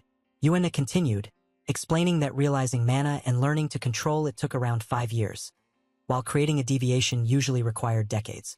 The first sword, Rehornet, had been 32 when he became the youngest Master Knight in history. He had wielded a sword since the age of 5 and was unmatched in strength. Even with that talent, it had taken Rehornet over 20 years to reach that level. Yet now, a child who once knew nothing about swords, Dees, was becoming a Master Knight. Alan's eyes widened. So, if she's only waiting for her deviation, does that mean she has already surpassed Rehornet? She might reach Swordmaster status soon. A small smile appeared on his face. Maybe I can benefit from her sooner than I thought. Yuena quietly took note of his reaction. Alan looked at the letter with surprise and murmured that perhaps he couldn't do anything more. But Yuena immediately insisted that he shouldn't blame himself. Alan held the letter again and explained that he had only ever received letters from Yusa. Even after she left for the Holy Kingdom, she continued to send them regularly. Every letter contained news about the 5 deadly sins she had grown up with. It seemed they stayed in close contact. He sighed, saying that even though none of them had ever seen his face, they could have at least thanked him for the gifts. He paused, then slapped his cheeks lightly and corrected himself. He was already grateful that they hadn't destroyed the entire kingdom after awakening as the 5 deadly sins. Alan whispered that as long as they were living well, he was genuinely happy. Then the scene shifted to Caliban, central area of Cryam. Caliban, the central district where high-ranked nobles resided, held the grand mansion of the illustrious Sor Scaplift Knight Order. Inside, countless knights practiced their swordsmanship. At the top of the hill stood Dees, now in full knight uniform. He looked immense, calm, and strikingly handsome. His title echoed across Caliban. Dees Mark Lane, captain of the Sor Scaplift Knight Order, youngest master knight in history. A girl suddenly waved at him with joy. Brother Dees smiled back. He looked far older and more composed than in his childhood. He smirked softly, thinking that even after a full year had passed, the memories still made him feel embarrassed. He remembered the day he lost everything to the black corruption, how his sister fell into darkness. Dees had been consumed with uncontrollable rage trying to protect her. His hatred had dragged him down repeatedly, to the point where he was nearly imprisoned. He had completely fallen into the dark. The fact that the Great Moon had saved his life wasn't reason enough. He had sworn his allegiance out of desperation, believing it was the only path left. He thought of Yusa's voice and reminded himself of the promise he had made, to take revenge with his own hands. Working under Blue Moon placed him in countless dangerous missions. He never complained, never hesitated. Each assignment became a stepping stone toward facing the Black Forces. After several years, he finally received his first personal order. When he opened the last letter, he was confused. The order was different from anything Blue Moon had given before. It led him to a small inn in southern Caliban, where he was told to retrieve a gift. At first, it didn't excite him. Gifts meant nothing to someone who had lost everything. But when he arrived at the location, Dees instantly understood what his master, Alan, had been trying to give him. The gift was his sister, alive, safe, and waiting for him. His eyes trembled with disbelief as he read the final line of the letter. The gift from the Great Moon is your family, the one you thought you lost forever. Dees broke down. Tears streamed uncontrollably as he ran forward and embraced her with shaking arms. His sister stared at him in shock, unable to believe what she was seeing. Deus embraced his sister tightly, his voice trembling as he tried to speak through tears. He said that the sister he had believed dead was actually alive. Overwhelmed by pain and relief, he looked at her and asked what had happened after he lost her. Styla cried as well, holding her brother's arm and offering a faint, comforting smile. A little later, they sat together with cups of tea. Once she had calmed down, she began to explain. After those people dragged her away, she had been trapped in darkness for a long time. The memories returned vividly as she spoke. She described being locked inside a pitch-black cage, waiting for the moment she would be taken out and killed. When her turn finally came, someone terrifyingly strong appeared. That person grabbed her hand and pulled her toward the light, allowing her to escape and survive. Years later, when she was nearly sold to a slave merchant, another powerful figure saved her. A single blade cut through the attackers, rescuing her once more. That savior was Alan's knight, Yuan, who had protected Styla, Dana's sister. Returning to the present, Styla explained that after those events, Yuan had received precious medicine from a sponsor. She confidently repeated his words while holding Alan's letter. She said the letter had been handed to Yuan directly and that Alan continued to send medicine and support without fail. The name written on the letter was Alan Palestonio, and the message stated that he had sent everything specifically for Styla. He had even instructed Yuan to deliver it personally. By then, Deus understood that the Great Moon had been acting for her sake as well. He already knew how precious she was to him, and she added with a cheerful smile that the great sponsor had helped her more than she could ever express. She felt deeply grateful for everything he had done. Alan had supported them through Yuan because he wished to keep his true identity hidden. Deus, however, was stunned. Shock spread across his face as he whispered that the Great Moon had been protecting her under his own name. He could not understand how the Great Moon even knew about their situation. He stated that he had never spoken about his family to anyone. Only Yosha had noticed the black lamp that once targeted him. He grew serious, gripping his shoulders as he wondered how the Great Moon knew everything. Everyone recognized the Great Moon as the unparalleled prodigy behind countless stories, someone who seemed aware of every hidden truth. At the same time, memories flickered through Deus's mind, moments connected to Yusha. Confusion and disbelief pulled at him like threads snapping together into a single picture. Everything suddenly aligned. He struggled to grasp the anxiety Yusha showed whenever she spoke about the Great Moon, the nervousness in her voice, and her constant reminder that a sword could never act on its own without its master. Darkness washed through his thoughts as he realized that the foolish one had been himself. Yet a faint glimmer of hope remained. He remembered the words he had once heard.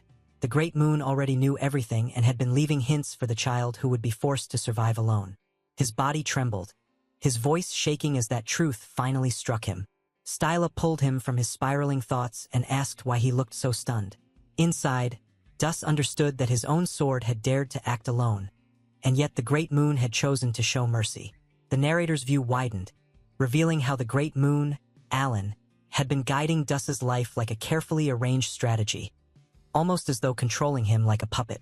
Dus whispered that he had spent years consumed by hatred and revenge against the Black Sheep, never realizing the truth behind everything. Danuz looked at his sister. Her cheerful expression carried the brightness of someone who had emerged from a long, terrifying darkness. She had survived, saved the Great Moon, and protected their family. To him, her survival felt like a gift beyond measure. His thoughts twisted again as Yusa's words echoed in his mind. She had always told him that one day he would understand why she followed the man who was truly terrifying, the Great Moon. Danuz realized she had never been a fanatic or someone driven by blind trust. She had earned Caliban and become a knight through her own will. And yet she prayed to Alan as if he were a god. Now Danuz finally understood why. Determination tightened his expression. He declared that his mission was to reach the pinnacle of Caliban, to stand as a master knight, and to create a personal knight order composed of the finest swordsmen devoted to the Great Moon. He also understood why Yusa always said that Alan was her god and lifesaver. She felt nothing but unwavering loyalty toward him. Fueled by his decision, Dus embraced the path of sword mastery and the creation of his knight order. The story of their rise began to take shape. Sometime later, Danu stood on the balcony. A tall knight approached and informed him that the time had come. Danuz stepped forward and looked down at the assembled knight order. He announced that this expedition would become the first stepping stone for the solar skeletons. Hardship meant nothing to him. He gripped his mesmerizing yet terrifying sword and declared that he awaited the day he could offer his gratitude to the Great Moon, along with a repayment worthy of him. His eyes glowed with dark determination, his loyalty toward the prodigy of their age unwavering. He vowed to prove himself under the moon. The solar skeleton knights then departed on their expedition against the barbarians. Dina sat outside quietly, thinking that the place felt peaceful, perhaps because all his subordinates had grown into capable warriors. Meanwhile, Alan examined his book and muttered that everyone had run off on their own, leaving him with more than enough information for now. His life felt increasingly chaotic, yet he reminded himself to stay focused. He joked about needing to stop writing in cursive and promised that he would start writing more clearly. After returning from the labyrinth, he shifted his attention to researching the phrases he had encountered. Alan let out a quiet chuckle, satisfied that his reports were finally complete. Leaning back, he reviewed the concepts he had been studying, the reinforcement of magical imprints and the behavior of refraction within spells. He noted that refraction strengthened the imperfections inside a completed spell, allowing its destructive force to expand outward, whereas repulsion distorted the spell's structure and altered the trajectory of a fired projectile. The phenomenon still amazed him. With the universe law in his hands, his ability to manipulate the very rules that governed reality, he could push magic beyond its intended limits. According to his observations, blue light reinforced parallel magic, such as electrical attacks. He theorized that lines of diffraction enabled penetration, creating a critical effect upon impact. When he had struck the golem earlier, the massive creature had been obliterated instantly. Despite its size and strength, it had been completely vaporized. For him, the rule always mattered, and not a single phrase within a spell could afford to mismatch. However, with his current mana capacity, he could only cast a spell of that magnitude once per day. Fatigue pressed heavily on him. It had taken a long time to understand even this much. He grew serious as he remembered the limitations of the world. The hand signs and phrases of Baby Lena had been lost long ago, leaving no record behind, nothing in the written history of the world. He had no choice but to research alone and rebuild the missing knowledge from scratch. Even so, he found himself strangely enjoying the challenge, despite having learned magic only for self-protection. Placing his fingers together, he prepared the spell he had been refining for 2 months. A crackling purple light formed before him. Alan described the result aloud, noting that removing the focal point of the mana phrase would create the imbalance required to generate lightning. A small sphere of purple lightning appeared. He called it a weak and limited form, merely a fluxation spell. Yet the moment he finished the chant, a wave of thunder rippled outward, completing the structure. He continued chanting. Compression. The condensed magic cannon tightened as the phrases broke down and reshaped themselves. At the final instant, he completed the last hand sign, activating the purpose embedded in the spell. A violent thunder cannon erupted upward, blasting into the sky. Massive energy flooded the area, shaking the ground as bright blue lightning washed across the field like a roaring tide. Alan stood frozen, unable to believe the force that had been released. The order of the spell phrases had mattered more than anything. When he tried using breakdown first, the spell collapsed instantly. But then, a voice echoed behind him. Impossible! Alan turned sharply.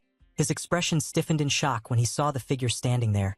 Kalia, the red-haired woman, villain of her kingdom, murderer of her own father, and the one who had always wanted to turn Alan into her puppet.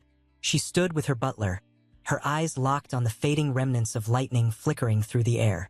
The butler's eyes widened. Origin magic. Using origin magic means he stands at the caliber of a 7th circle mage. Alan tensed again, startled by the term origin circle. He had never heard anyone describe his abilities like that. Yet the truth was undeniable. Someone had finally named what he had become. His expression twisted with disbelief as he watched the two of them stare at him with those exaggerated, almost comical looks of astonishment. Inside Alan Castle, the red-haired Lady Kalia sat quietly in the reception room of the Platino family estate. Her butler stood beside her as she tried to steady her thoughts, though tension surged every time she recalled the moment she first saw Alan. She had come here for 2 clear reasons. First, Alan possessed a card powerful enough to deal a devastating blow to Gonia. Second, she needed to confirm Count Loria Platino's intentions, and, through magic, sensed the power Alan had absorbed from him. As she organized her thoughts, she spoke of Alan's brilliance. To her, he was a prodigy, the great moon, vast, unmatched, and brimming with potential. She could easily envision him commanding enough power to dominate the entire Palestinian territory. With the support of the Blue Moon organization backing him, his future appeared even more formidable. Suddenly, her butler trembled, unable to hide his fear at the mere mention of Alan's strength. Kalia turned toward him, surprised. A man like Benjul, arrogant and unyielding. Shaking in fear? Benjul was no ordinary man. A 5th-rank mage expelled from the Mage Tower for conducting inhuman experiments. His strength was undeniable. He was a man capable of annihilating an entire battalion with a single spell. Despite all the years he had served her, he had never bowed his pride to anyone. And yet, Alan had made even him shudder. Kalia studied him carefully. The terror etched into his face was deeper than anything she had ever seen from him. A chill crept up her spine. She could feel the fear radiating from him, something she had never thought possible. A disturbing thought crossed her mind. Could my own mage truly be unable to stand against our prodigy, Alan? And could Brad truly be someone who has reached the level of an origin mage? The possibility made her nerves tighten even more. Before she could regain composure, Alan entered without hesitation. His expression was unreadable, cold, composed, and unwavering. He looked directly at Kalia and Benjel, his voice devoid of warmth. "What business brings you to the Count's estate?" Kalia answered as calmly as she could. "I apologize for coming unannounced. This is the Count's territory. I lost my way while trying to find you, Count." Alan studied her intently, then replied, "I will not hold it against you, Lady Gonia. Now tell me, what is the purpose of your visit to my castle?" His tone remained hard, his gaze sharp, with no trace of kindness. He sat on the sofa with unwavering confidence before continuing. "Let me make one thing absolutely clear. What I used earlier was not the magic of an origin mage. If you must assign it a rank, it would be closer to the second." Then he turned his attention to Benjel, ensuring both of them understood. "I'm sure you sensed it, mage. That magic has no real function. It serves neither defense nor offense." He paused, his voice dropping into a cold warning. "In other words, it would be best if you kept what you saw to yourselves." Kalia and Benjel stiffened in terror. Her breath trembled as she quickly responded, her voice shaking. "Yes, Count, I must have misunderstood. I won't speak of it to anyone." A flicker of shock crossed her face as she added quietly, "Benjel is using something horrifying." Alan exhaled slowly and replied with calm finality, "Good, that's reassuring." Alan, the great moon, the prodigy she both feared and admired, continued speaking in that same composed, unshaken tone. "Since the misunderstanding is cleared up, what is the real reason for your visit?" Kalia collected herself and replied politely, "We were nearby on other business and wished to pay our respects. There is no particular matter." Alan's gaze narrowed. "Is that so?" She denied it quickly. "There is not." Alan rose slightly, his voice steady but firm. "Regrettably, I have work to attend to. I cannot spare much time for conversation." Recognizing the clear dismissal, Kalia stood and bowed. "I understand. Thank you for granting me even a brief audience. I will take my leave." But before she could turn away, Alan spoke again. "If what you seek is someone to talk to." Kalia froze at the unexpected offer. He finished coldly, "It may be best to visit Duke Alai. I have a feeling the two of you would get along well." She blinked, uncertain of what Alan was implying, or what scheme he might have in mind. Still, she bowed once more with formal grace. "Hearing your words, I will keep that in mind. I shall visit Duke Alai's castle." Moments later, she and Benjel stepped out of the mansion and departed the estate. Outside, Alan stood with his knight, Yuan. Yuan watched the departing carriage and asked, "If that was Gonia, why would a ruined Western family come looking for us?" Alan answered with casual indifference, "I have no idea. Nothing comes to mind." But inwardly, a quiet thought surfaced. Good grief. This is troublesome. A sharp awareness settled over him. If rumors spread that I'm using origin mage magic, power-hungry fools will come hunting. And this world is nothing but a dark fantasy. An intruder could appear at any moment, trying to kill me and steal my abilities. The very thought is suffocating. Returning to reality, Alan muttered under his breath, "You understand what I mean, don't you? There's no reason for Gonia to approach Altai. Those two families are rivals in the underworld." A cold tension settled in him. "In any case, don't come to me alone again." Inside the carriage, Kalia's POV. As the carriage moved through the forested road, Kalia finally broke the silence. Count Palestinian's magic. Was it truly origin magic? Benjel trembled. "No, it was not." Kalia's eyes narrowed. "Then your reaction earlier. What was that?" Benjel inhaled slowly, fear coiling in his voice. "Origin magic is created by inscribing new laws onto the canvas of absolute, immutable principles. That privilege belongs only to a supreme archmage." But then his expression changed as he recalled what he had seen. His eyes widened in terror. The Count was something else entirely. When I activated my observation eye and looked at his magic, the canvas itself was being torn apart. Benjel saw once more the overwhelming presence of the great moon Alan, a force that felt omniscient, suffocating, and absolute. His voice trembled as he continued. He twisted the absolute principles by himself, fixing lightning in place, reshaping and collapsing laws, and yet still the spell manifested. A miracle so absurd it defies reason. Kalia stared at him, stunned. Benjel pressed on, his eyes sharpening with conviction. Behind that power, I saw something dark, something demonic, an eye capable of manipulating any law. His voice dropped to a whisper. It was unmistakably the work of a forgotten great god. Clutching his head, Benjel suddenly shouted, "I need to stop. Thinking any further is dangerous." He drew a slow, shuddering breath, then continued, quieter now, but no less intense. "I once earned praise for studying forbidden knowledge, magic from the forgotten era. That's why I'm certain." His tone turned to ice. "Do not oppose Count Palestinian, and never make him your enemy."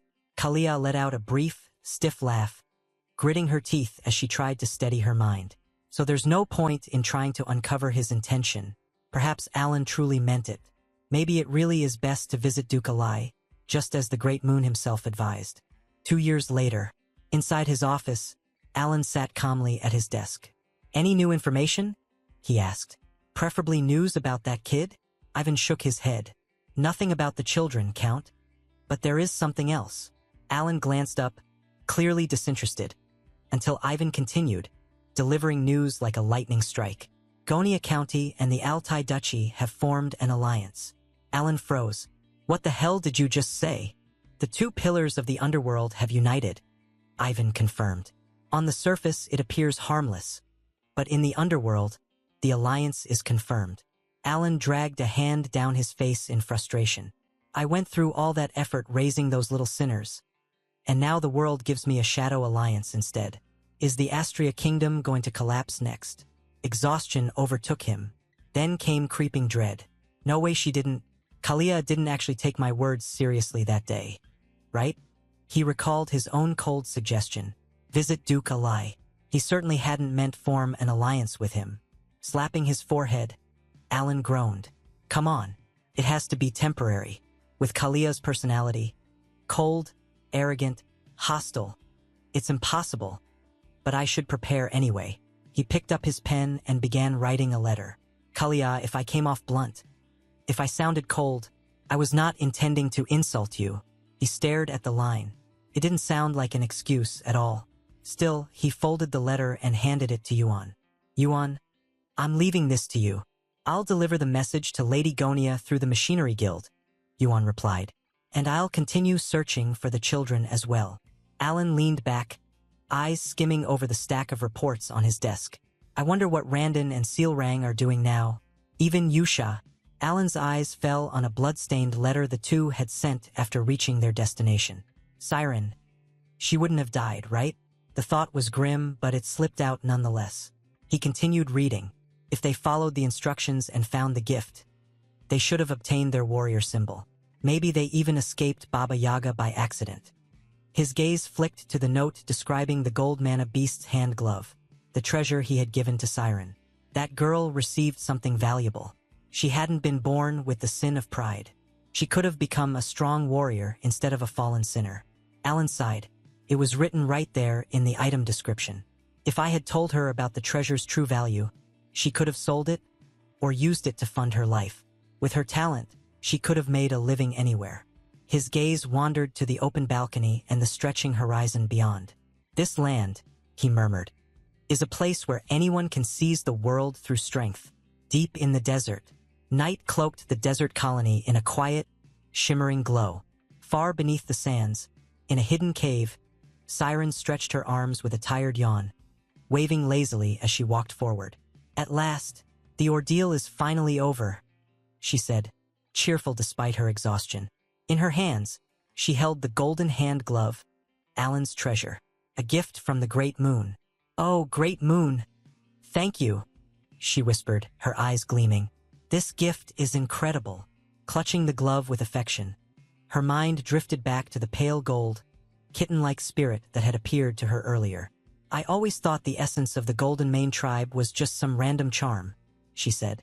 "But what I heard as a child wasn't a fairy tale at all."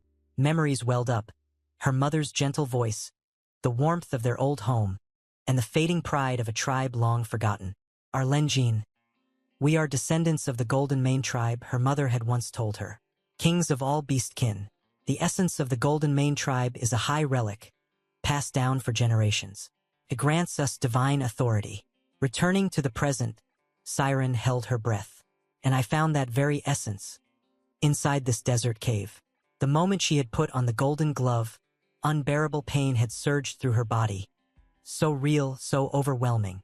Inside her own consciousness, she had faced trial after trial, each challenge tearing at her mind and spirit. But she endured.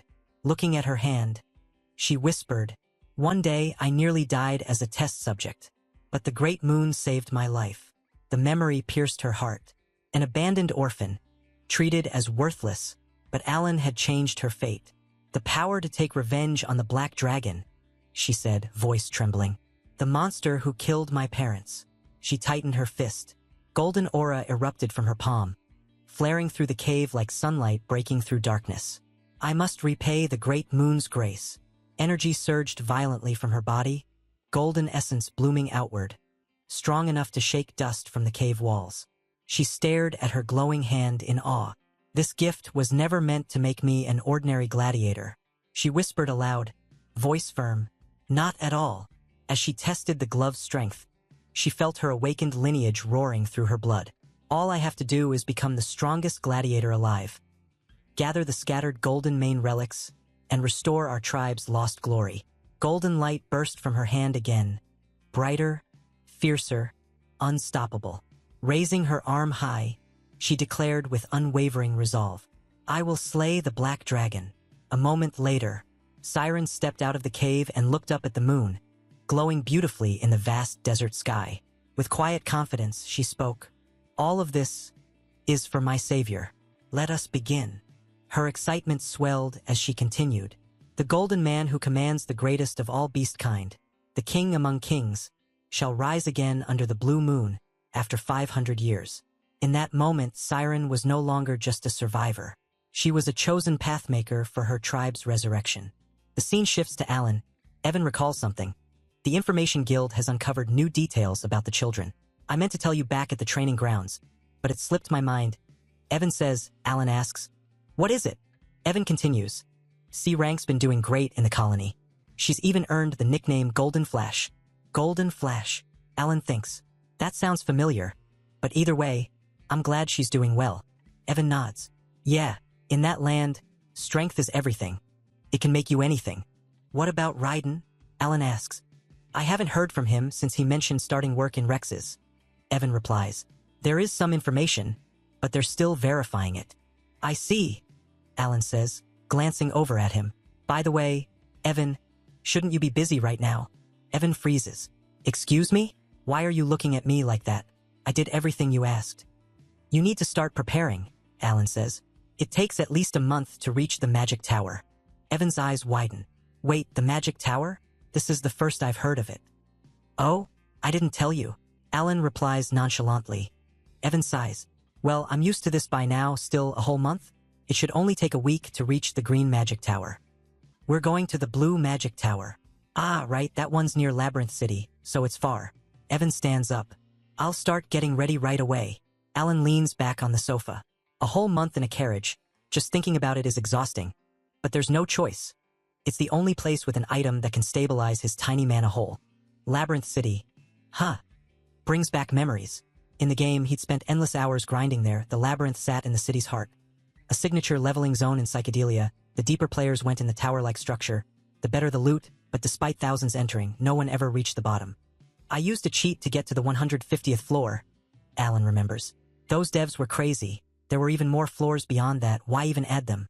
Just to make us suffer." People often asked, what kind of incredible items are on the 150th floor? Just like in the game, relics and artifacts were found there consistently. Because of that, becoming a licensed magic appraiser had become such a lucrative profession it practically guaranteed wealth. Rena had recently said she was taking the appraiser's exam. With her talent, she'll pass for sure, Alan thinks. Still, maybe the gift I gave her was too modest compared to the others. It only appraises equipment. I should send her something extra, just in case. Now we return to Labyrinth City, Lania, a place without rulers, filled with mercenaries and adventurers. Deep in the southern district, hidden behind countless shops, lies a secret appraisal store named MR, known for its exclusive services and frequented mostly by high-ranking explorers and nobles. The appraisal is complete, my lord. A young girl says. A nobleman eyes the item carefully, among them the Lord of Ulthania himself. This device ignites flames using mana, she explains. Thanks, as always. The Lord replies. It's a relic that can be imprinted. And what's its imprinted ability? He asks. With just a bit of mana, the flame stays lit for at least an hour. Its efficiency has greatly improved. Excellent. The Lord says as he turns to leave. Thank you, as always. You're welcome, Rena responds. Rena picks up another relic and begins examining it. She quickly realizes this one, too, is imprintable. This hidden shop's fame comes from its unique ability. Imprinting, a gift granted by the Great Moon, a single eye, shrouded in blue mana, floats in the air. When he first told me to become an appraiser, I didn't understand why, she thinks. She now suspects his true identity. A companion of Palin from the Forgotten. Age of the Outer Gods. She glances at the letter Alan gave her. Go to Labyrinth City, Larthania, and become a magic appraiser. At first, she couldn't see how this connected to her mission. What does appraising relics have to do with killing that black creature? But the moment she witnessed the gift in action, it all made sense. The eye of the stalker rapidly identifies items beneath a specific mana threshold. An ability essential for appraising, but now it behaves differently from what she once knew. The material inside doesn't exist in any known records or libraries. Once the seals broke, the imprinting ability awakened fully. To gain the strength to destroy the black creature, she must complete the awakening of this item, and that demands sacrifice. She sets the relic before the floating eye. A golden beam encircles it as the imprinting begins. I still have 252 sacrifices left before it's fully awakened, she murmurs, a faint smile on her face. As each relic stats increase, the eye draws something out of them, slowly transforming itself, but it only responds to high-quality relics. Offering the wrong item resets all progress, accurately identifying relics and selecting worthy sacrifices. This is her duty. She leans close to the relic and gently embraces it. This is something only I can do, she whispers. She was born with the Library of Eternity. An innate ability to know, and everything she does is for one purpose, to destroy the Black Wolf, all according to the will of the Great Moon. 3 weeks later, at the Blue Magic Tower, someone announces, the Tower Master is absent. Finish your business and leave. A girl approaches Alan. She is the Vice Tower Master of the Blue Magic Tower, a 6th-class mage, Fenia Crazy. I'm busy, she says bluntly, so let's make this quick. Alan looks at her and immediately recognizes her. She's from the main storyline. He thinks still a Vice Tower Master because the main plot hasn't kicked off yet. In the game, she was a once-in-a-generation prodigy, reaching the 8th circle by age 20 and becoming Tower Master. The Magic Tower wasn't just a symbol of power. It monopolized essential goods, placing its status on par with noble houses. With a Tower Master who had surpassed human limits, Alan had expected even more authority. But now, Fenia already looks buried in responsibilities. He introduces himself. I'm Count Palacio, as mentioned earlier. I've come to discuss the matter regarding the gate. So, what about it? I can eliminate the gate, Alan replies. The time gate, a crack that connects to a mysterious subspace, appears in areas where magic is frequently used. It causes dangerous anomalies. Sometimes, dragons even emerge from it. Fenia looks him up and down, her expression tired. With that low talent of yours? What are you even planning to do? Whatever, just leave. Alan is taken aback. This isn't how it was supposed to go. I need an answer, he insists. You're planning to eliminate the time gate and claim the treasure, right? Yes, of course you are, she says, increasingly irritated. Do you know how many people come in here saying the same thing every day? Talk. I'm telling the truth, Alan says. Just take me to the time gate and I'll prove it. Why won't she trust me? He wonders.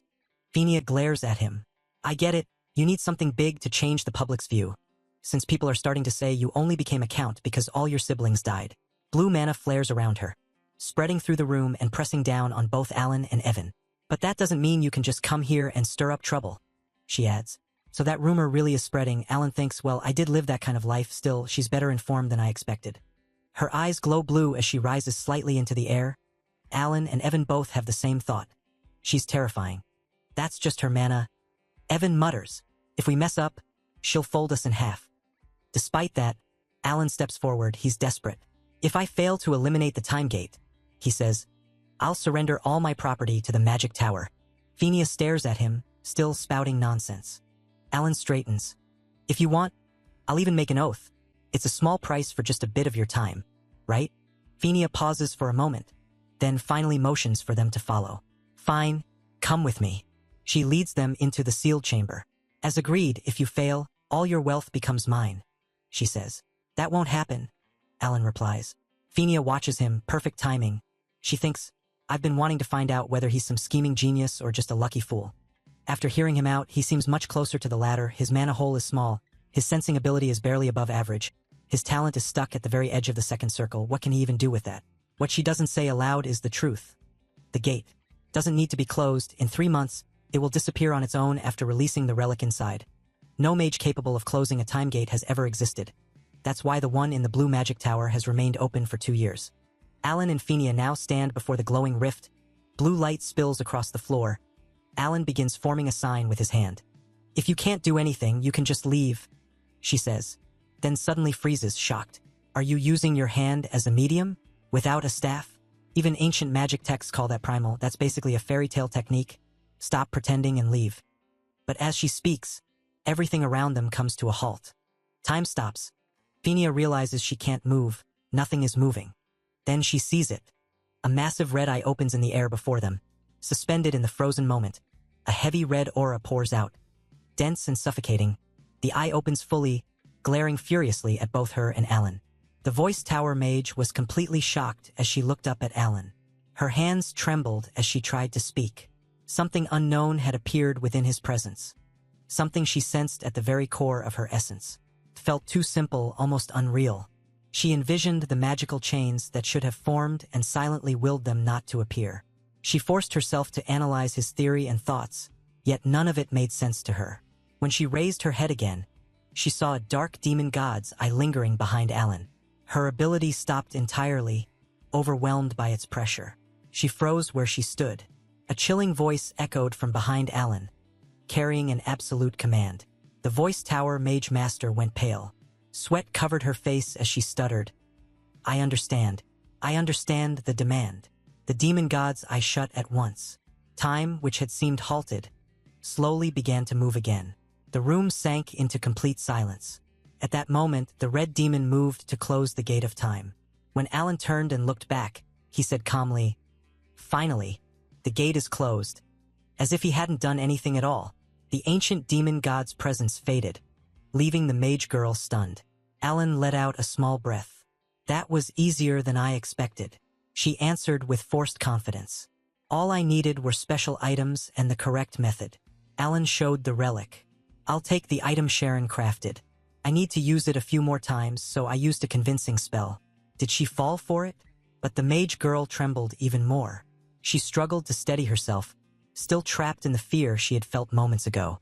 I won't tell anyone, she whispered. Alan frowned. Why does she look like that? Did my buff fail? He sighed. I appreciate the concern, but it's not necessary. When he took a step toward her, she stumbled backward, nearly falling. I'll keep silent.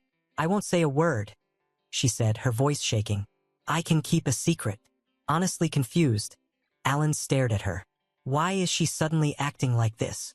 Outside, the scene shifted. Alan walked toward Yuan and said, Let's return.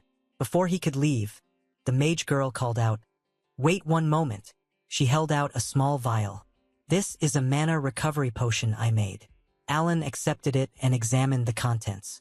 It was a potion half-crafted by the Voice Tower Lord, and it was a top-grade one at that. Inside the Voice Tower, the mage hesitated before asking, Do you really like it?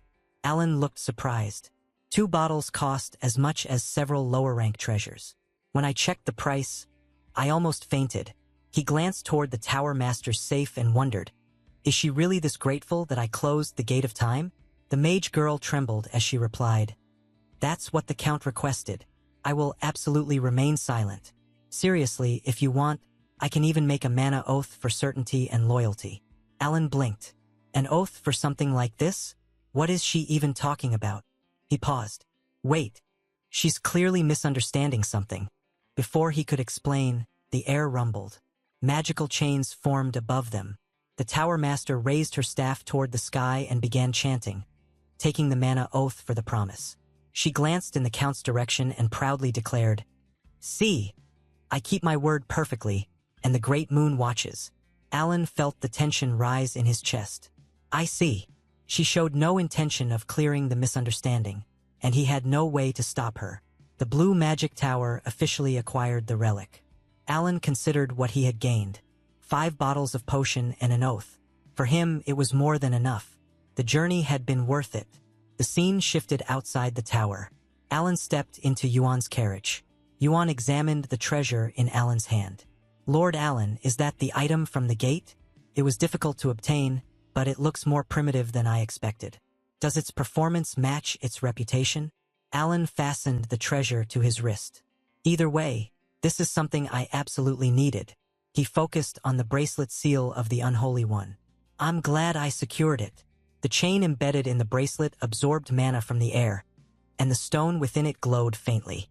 "It's working," Alan murmured. Its storage capacity wasn't large, but it was more than enough for him.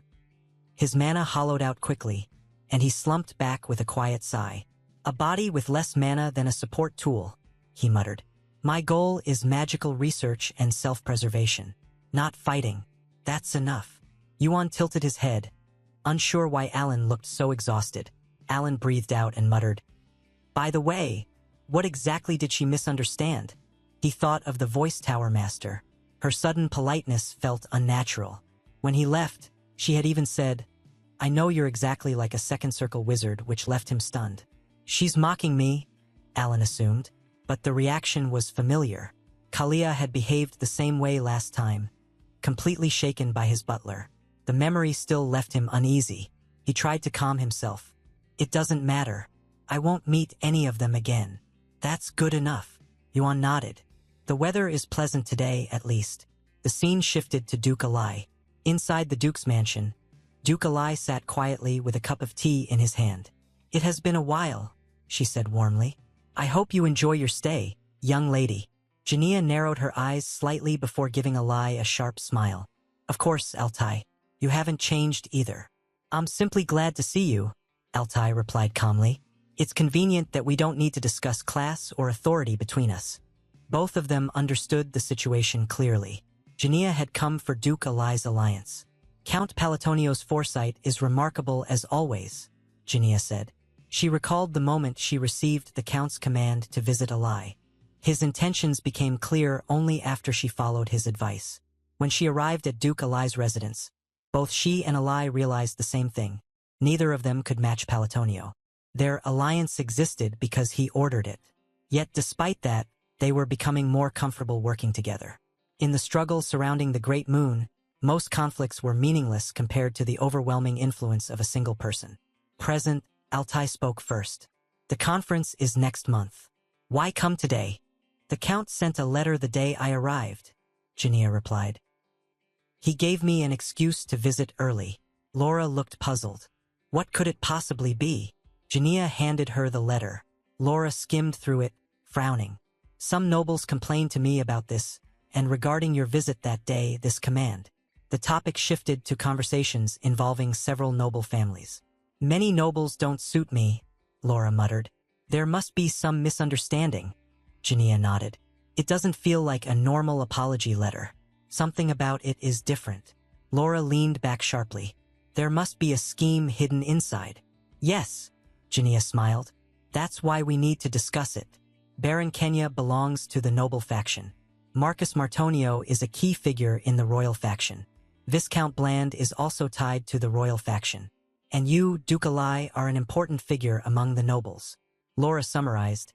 "He doesn't seem to side with either faction." Jania finished the thought. "Which means he wants to push out the nobles heading toward extinction." Both women shivered at the idea. The thought that Alan, whom they believed to be dangerous, had sent that apology letter felt unsettling. Laura looked up.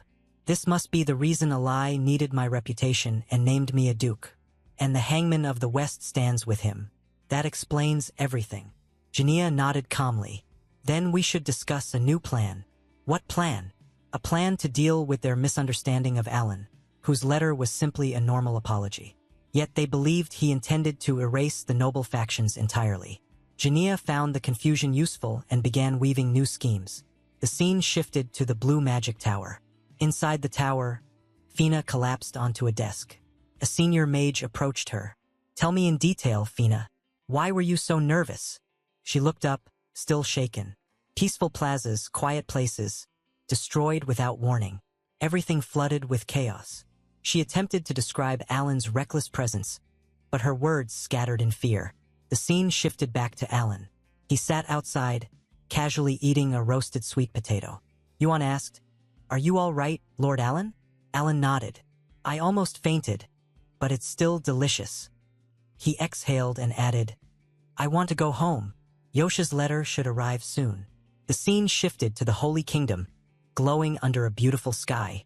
Yusa stood in the sanctuary wearing her priest robes, elegant, radiant, breathtaking. Those who saw her wondered what fate awaited someone like her. A gift of beauty, yet capable of becoming something frightening. Meanwhile, Alan had already sent a letter regarding Yusa's gift. She had now arrived in the Holy Kingdom as a priest, her presence drawing the eyes of everyone around her. A quiet shift was beginning. Whatever Alan had prepared for Yusa, it was something meaningful, something arranged with care. After entering the Mage Tower region, an elderly man appeared without a sound. "Oh, my disciple, I've returned." His gaze swept the surroundings as he attempted to sense a familiar fluctuation. Slowly, his brows knit together. "I can no longer detect the time gate. What's happening?" The man was none other than Sem Microot, the tower master of the Blue Magic Tower and an 8th Circle mage. A faint uneasiness crept into his chest. "Did something go wrong while I was gone?" Inside the tower, the wise tower master was in a dreadful state. Severe exhaustion weighed heavily on her body, and her complexion was pale and drained, nearly corpse-like. She stood motionless, staring down at the platform beneath her feet. When she sensed his arrival, her eyes widened slightly. "Master, you're really back," she said weakly. "I completed the task you assigned me." Sem froze. "What?" He stepped closer. "What happened to you?" Before he could react further, her legs buckled, and she collapsed straight into his arms. His expression stiffened. Something serious must have happened. She's not arguing like she usually does. Carefully supporting her, Sem's gaze turned wary. Lena had become the wise tower master at a remarkably young age due to her extraordinary talent. Her arrogance and sharp tongue were infamous. Some even claimed she had reduced rookie mages to tears on multiple occasions. She was undeniably gifted, yet notoriously difficult. Sem had never attempted to correct her temperament. He believed that a genius mage naturally realizes their limits upon reaching the 7th circle, where humility follows on its own. But this situation was abnormal. He lifted his head sharply. "Why didn't you inform me sooner? My journey north lasted far longer than expected. Were you overwhelmed handling everything alone?" At his words, Lena suddenly raised her head. Tears welled in her eyes as she looked at him, followed by a long, trembling sigh. She explained everything, the circumstances surrounding the magic gate and the man named Alan. "The gate couldn't be closed," she said quietly. "That man, he was involved." Sem's gaze hardened. "You can't explain the exact reason, can you? You swore an oath." His voice grew stern. "Why would you bind yourself with an oath to a mere count? There was no reason to do so." Lena's body trembled slightly. "There isn't much I'm permitted to explain in detail," she replied softly. "That's all I'm allowed to say." Sem slowly exhaled and gently patted her shoulder. "So that's what finally made you humble," he said calmly. "An incomprehensible mage, or perhaps..." His eyes widened slightly. "An origin mage?" Lena nodded weakly. "The man named Alan possesses the power of an origin mage." Sem raised his hand and lightly tapped her forehead. She was so stunned she didn't even swat his hand away. Turning his gaze into the distance, Sem spoke calmly. "The Count Palatine of the Astria Kingdom, interesting." 1 month later, after returning from the Blue Magic Tower, Alan continued immersing himself in magical experimentation. While organizing the research notes, Silas spoke thoughtfully. "After obtaining the Mark of Corruption, I began studying phrases in earnest. Since I can now utilize more mana per day, my progress has accelerated." Alan carefully recorded his theories. "The core lies in the governing rules of phrases," he said quietly. "If the conditions aren't satisfied, the spell collapses." He added another note. "Phrases that don't correspond to the spell should never be used." More notes followed. "Identical effects cannot be repeated. Only 4 components may be applied simultaneously. Similar phrases overlap and cause interference." After a brief pause, he continued writing. Some phrases require precise arrangement, almost like guidance. I believe I've uncovered a new rule related to phrase usage. He glanced at the page and spoke casually. It may relate to how magic aligns with natural laws, or perhaps where those laws are placed. I'm not entirely certain yet. At that moment, Yuan arrived. "My lord, what's going on here?" Yuan asked, scanning the surroundings. "Your magic becomes stronger every time I witness it, Count." Alan exhaled lightly. "I suppose so." Yuan frowned in disbelief. "This doesn't feel like second circle magic anymore. It's on an entirely different level compared to a few months ago." Alan gestured toward the massive crater gouged into the ground. "An ordinary gravity spell wouldn't produce something like this." Yuan stared at the pit. "Did you really do this with gravity magic?" Alan nodded. "Even at maximum output, a second circle mage shouldn't be capable of crushing something to this extent." Yuan's eyes widened. "Master, that's insane." Alan smiled faintly. "I thought I was getting stronger, but perhaps it isn't just an illusion." Yuan sighed slowly. "Your magic is truly fascinating, Count. Why don't you believe in yourself more?" Alan shook his head. "If the increase were that obvious, it wouldn't be due solely to proficiency or phrases," he explained calmly. "On the first day, I worked with mud to shape basic constructs.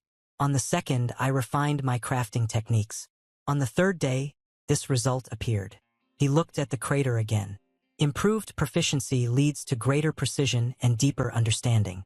I treated those 3 days as stages in developing gravity magic." After a brief hesitation, he added, "Phrases function more like trigger words. They activate attributes rather than define spells." Lowering his voice, he continued, "I spent months studying gravity-related phrase arrays. Recently, I've been using nearly identical phrases with slight alterations." Yuan listened silently, awe filling his expression. Standing before the board like a true researcher, Alan continued explaining, pointing to the diagrams. "Phrase array research chart," he said calmly. "I discovered that power increases gradually as I refine the optimal arrangement." He looked at Yuan, brows furrowed. "It must be an illusion. Otherwise, it wouldn't make sense. There's no reason for a spell's power to spike so suddenly." After a moment, he added, "Perhaps I'm simply in better condition lately." Yuan blinked. "Is that so?" Reaching into his coat, he said, "I came to deliver this. A letter just arrived." Alan's eyes brightened. "Thanks, Yuan. I'll return to my room and read it properly." "You're heading back already?" Yuan asked. Alan nodded. "Yeah, I've already used all 3 spellcasts permitted today." Back in his room, Alan opened his notebook and unfolded the letter. His gaze sharpened as he read. "A reason for my magic suddenly becoming stronger," he muttered. "Could this be a reward tied to a curse?" A faint heaviness crossed his face. "A curse? An Eastern ritual where the caster sacrifices themselves to inflict misfortune on another, or even themselves. The afflicted suffers a loss but gains a compensatory benefit." Alan shook his head. "There's no one from the East around me, so it can't be that." Returning to the present, he closed the notebook and stood. "Then maybe," he murmured while pacing. He stopped abruptly. "Account of a small kingdom barely acknowledged by the underworld." He sighed quietly. "That doesn't make sense at all." After a moment, he shook his head. "Well, sometimes you just have to let things go and keep living. Nothing bad will come of it. Right? Holy Kingdom of Rocio, capital city, Royal. Royal was a vast, radiant city bathed in divine light. Pure white structures stretched endlessly, forming a sacred landscape devoted to the goddess of the moon and peace. Inside the Eastern Prayer Hall, Yuta stood before the goddess's statue, posture dignified and serene. Footsteps echoed behind her. "Greetings, sister." Yuta turned her head. The arriving knight paused instinctively. Her presence was breathtaking, serene, refined, quietly overwhelming. "And to you, Sir Loki," Yuta replied gently. "Have you been well?" Loki narrowed his eyes slightly. "She's merely a nun lower in rank than a paladin, without even the mark of holy grace. And yet, I must treat her with respect." He stepped forward and bowed deeply. "Yes, we saved 8 children and 25 villagers from a small settlement between the eastern and western regions. It was all thanks to you, sister." Yuta smiled softly. "Not at all. You were the one who carried out those deeds." And you guided someone as ignorant as me. Loki clenched his fist. I will always be grateful. For 20 years, I lived in despair. I couldn't feel divine power, not even a trace. I was on the verge of giving up. Memories flooded back. Him sitting alone on a cold floor, broken and hollow. Then Yuta had appeared. If there's something you desire that deeply, she had said softly, why not place your faith in the moon? Her faint smile back then had been unsettling. A plan had already formed in her mind. The moon, Loki had whispered. Yuta's crimson eyes gleamed coldly. You'll understand. Once you truly walk that path. Loki's gaze hardened. I was so desperate that I would have done anything. As instructed, he prayed to the moon for several days. Then the change came abruptly. Power surged through him at an astonishing pace. Divine energy flowed into his sword, and instinctively he learned how to wield it. The sensation was overwhelming, pure, undeniable. But the joy was short-lived. Temptation followed, and despair crept in. I placed my faith in the moon, not goddess Chironia. Fear tightened his chest. Have I stepped onto the path of heresy? Yet even sacred artifacts engraved with Chironia's name responded to him. The charm and bracelet he carried glowed faintly with holy energy. Loki smiled bitterly. That alone proved the legitimacy of his power. Returning to the present, he looked at Yuta. Why did you tell me to believe in the moon? Yuta smiled gently. Because faith is born from belief in what cannot be seen. And such belief requires time to manifest. Her smile deepened. It's easier to obtain what you seek from something that already exists. Then her tone sharpened. The moon will always be with you. Everything you know and perceive originates from it. She spoke with certainty, concealing her true intentions behind calm eyes. The moon held a meaning far deeper than Loki realized. Raising her hand, Yuta gestured toward the sky. Loki's eyes widened. I see. The goddess herself is the moon. That allows even doubtful humans to believe. He bowed deeply. Sister Yuta, thank you from the bottom of my heart. Yuta tilted her head slightly, a sharp, almost wicked smile forming. If you wish to express gratitude, shall we pray together? Loki answered without hesitation. I would gladly do so as many times as needed. She nodded calmly. You arrived just in time. Many have already gathered. Inside the prayer hall, reverence weighed heavily in the air. As Yuta ascended the platform, her footsteps echoed softly. The believers lowered their heads. Standing at the highest point, she raised her hands. Now then, she declared, let us pray to the great moon. At that moment, she stood as Yuta Blondia, sister of the Holy Kingdom of Rosario. Meanwhile, Alan sat in his office, reading the letter that contained the latest updates. There was nothing remarkable about it. After finishing, he let out a deep sigh and rested his head on the desk. Fate had ensured that everyone was doing well. Of course, that was good news. Still, a quiet loneliness crept in. Aside from Yusa, he hadn't received a single letter from anyone else. A wave of despair surfaced as he reflected on this. From their point of view, it was understandable. They had never even seen his face. To them, he was simply a benefactor. No, perhaps just someone who had helped them once and then faded into the background. Alan lifted his head, his eyes narrowing slightly. In the end, he had already achieved his goal. He had guided them onto the right path and made sure they wouldn't become those who destroyed the world. There was no reason to feel hurt. Yet, deep inside his mind, a silent truth lingered. Nothing. No one. Alan let out a quiet sigh. Yusa must have been busy, yet she still made sure to send him a letter every month. Maybe he was overthinking it. Even so, a tight ache formed in his chest. No other child had written to him. That realization hurt more than he expected. More than anything, he wanted to know how Yusa was doing now, what she was occupied with, and whether she was safe. Tears welled up before he could stop them. After raising 5 children, was it possible the eldest was the only one who truly appreciated his efforts? Alan clenched his hand and forced himself to calm down. I'm fine, he murmured to himself. Just then, Count, are you busy? Alan stiffened in shock and looked up. You scared me. He coughed lightly, regaining his composure, then glanced toward the door. You're still here. Yuan stood straight and replied calmly. Of course, I received some information about the children from the Information Guild. I thought it best to report it to you immediately. Alan's eyes sharpened. Oh, what is it about? Yuan answered without hesitation. It's about Raiden. The one you asked me to keep an eye on last time. Alan was briefly confused but said nothing. He had tasked Yuan with gathering information, so this wasn't unexpected. Still, the report caught him off guard. What is it? Alan asked, leaning forward. Tell me everything from start to finish. Yuan nodded and began. First of all, Xiang and Dees are causing the most commotion, he said calmly, laying out the details. Xiang had already secured 32 consecutive victories out of the 100 needed to challenge Babiina. Alan froze.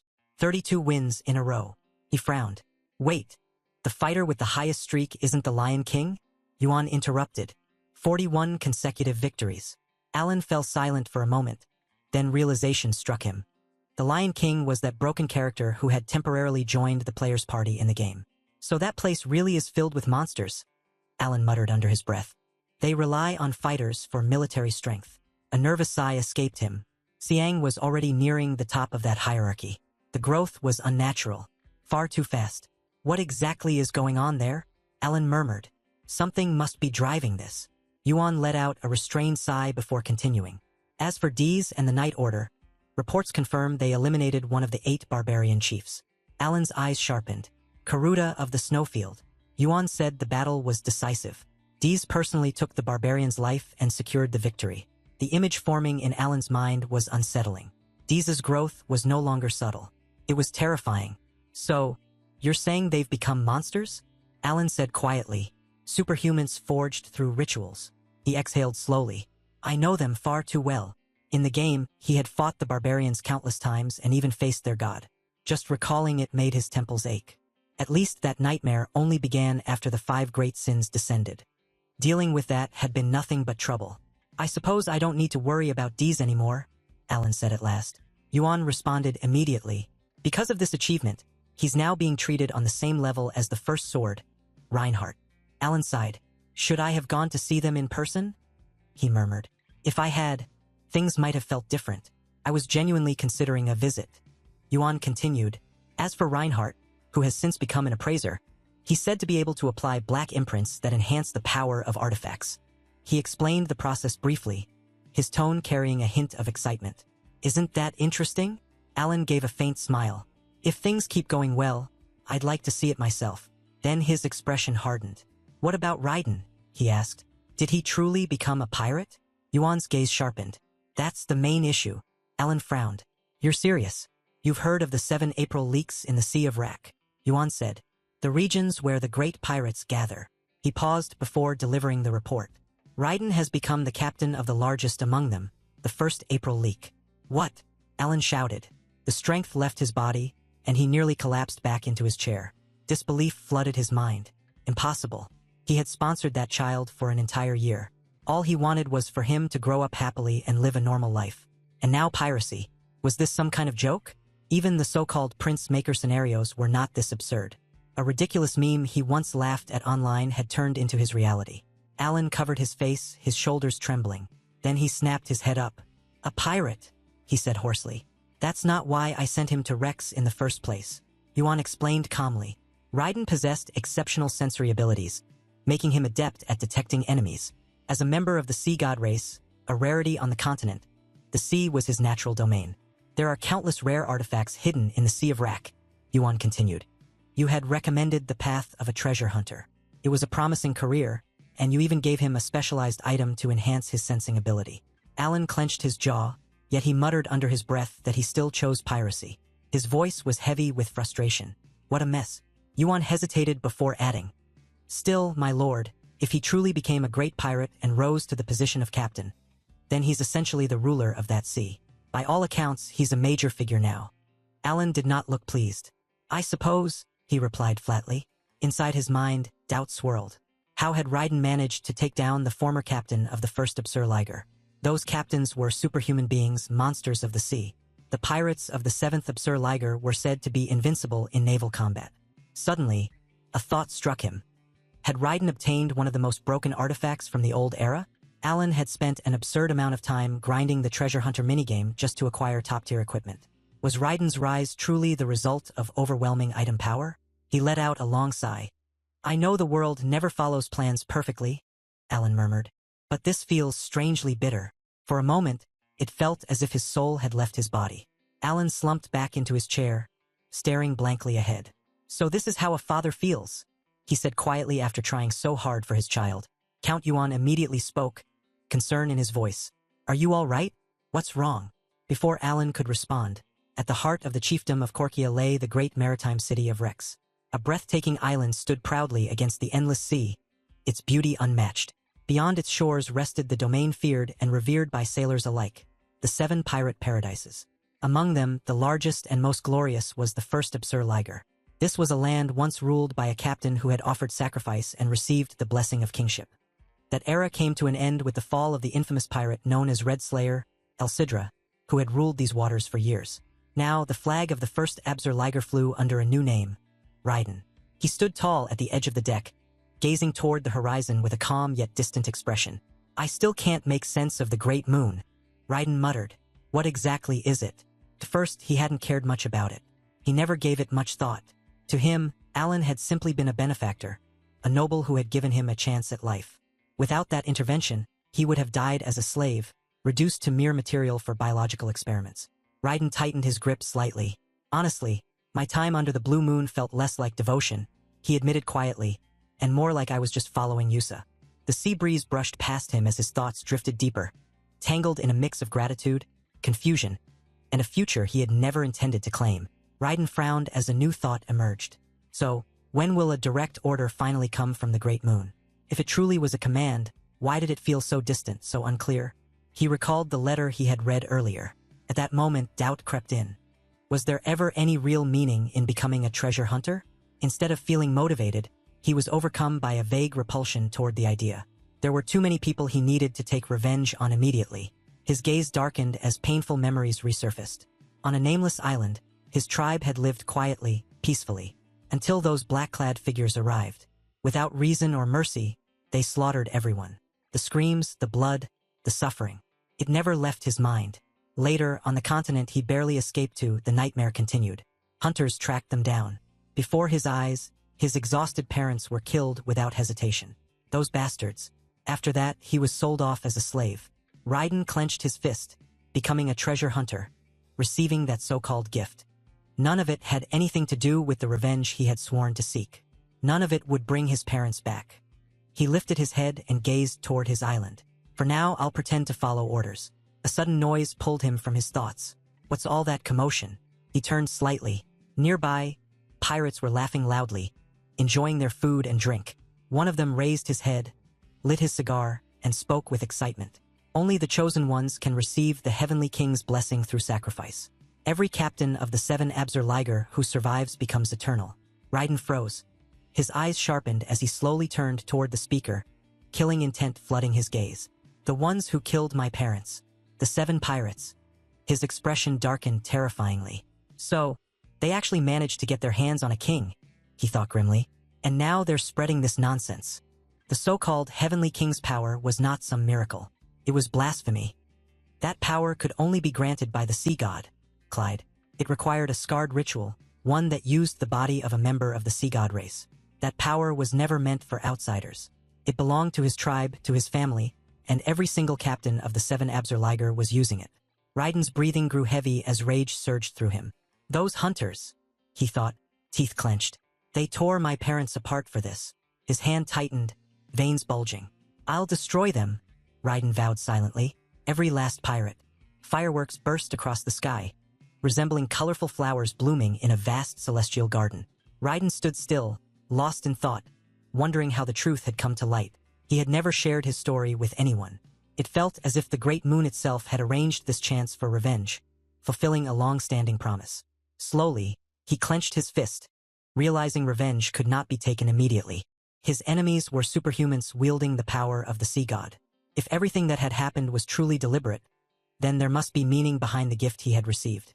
He took out the locket Alan had given him and reflected that this gift, too, must serve a purpose. The great moon had arranged everything, carefully laying the groundwork for his revenge. With that belief, he pressed the locket to his forehead and offered a silent prayer. As the night passed, the scene transitioned smoothly into morning. At dawn, Raiden plunged into the sea, diving deep into its vast and silent depths.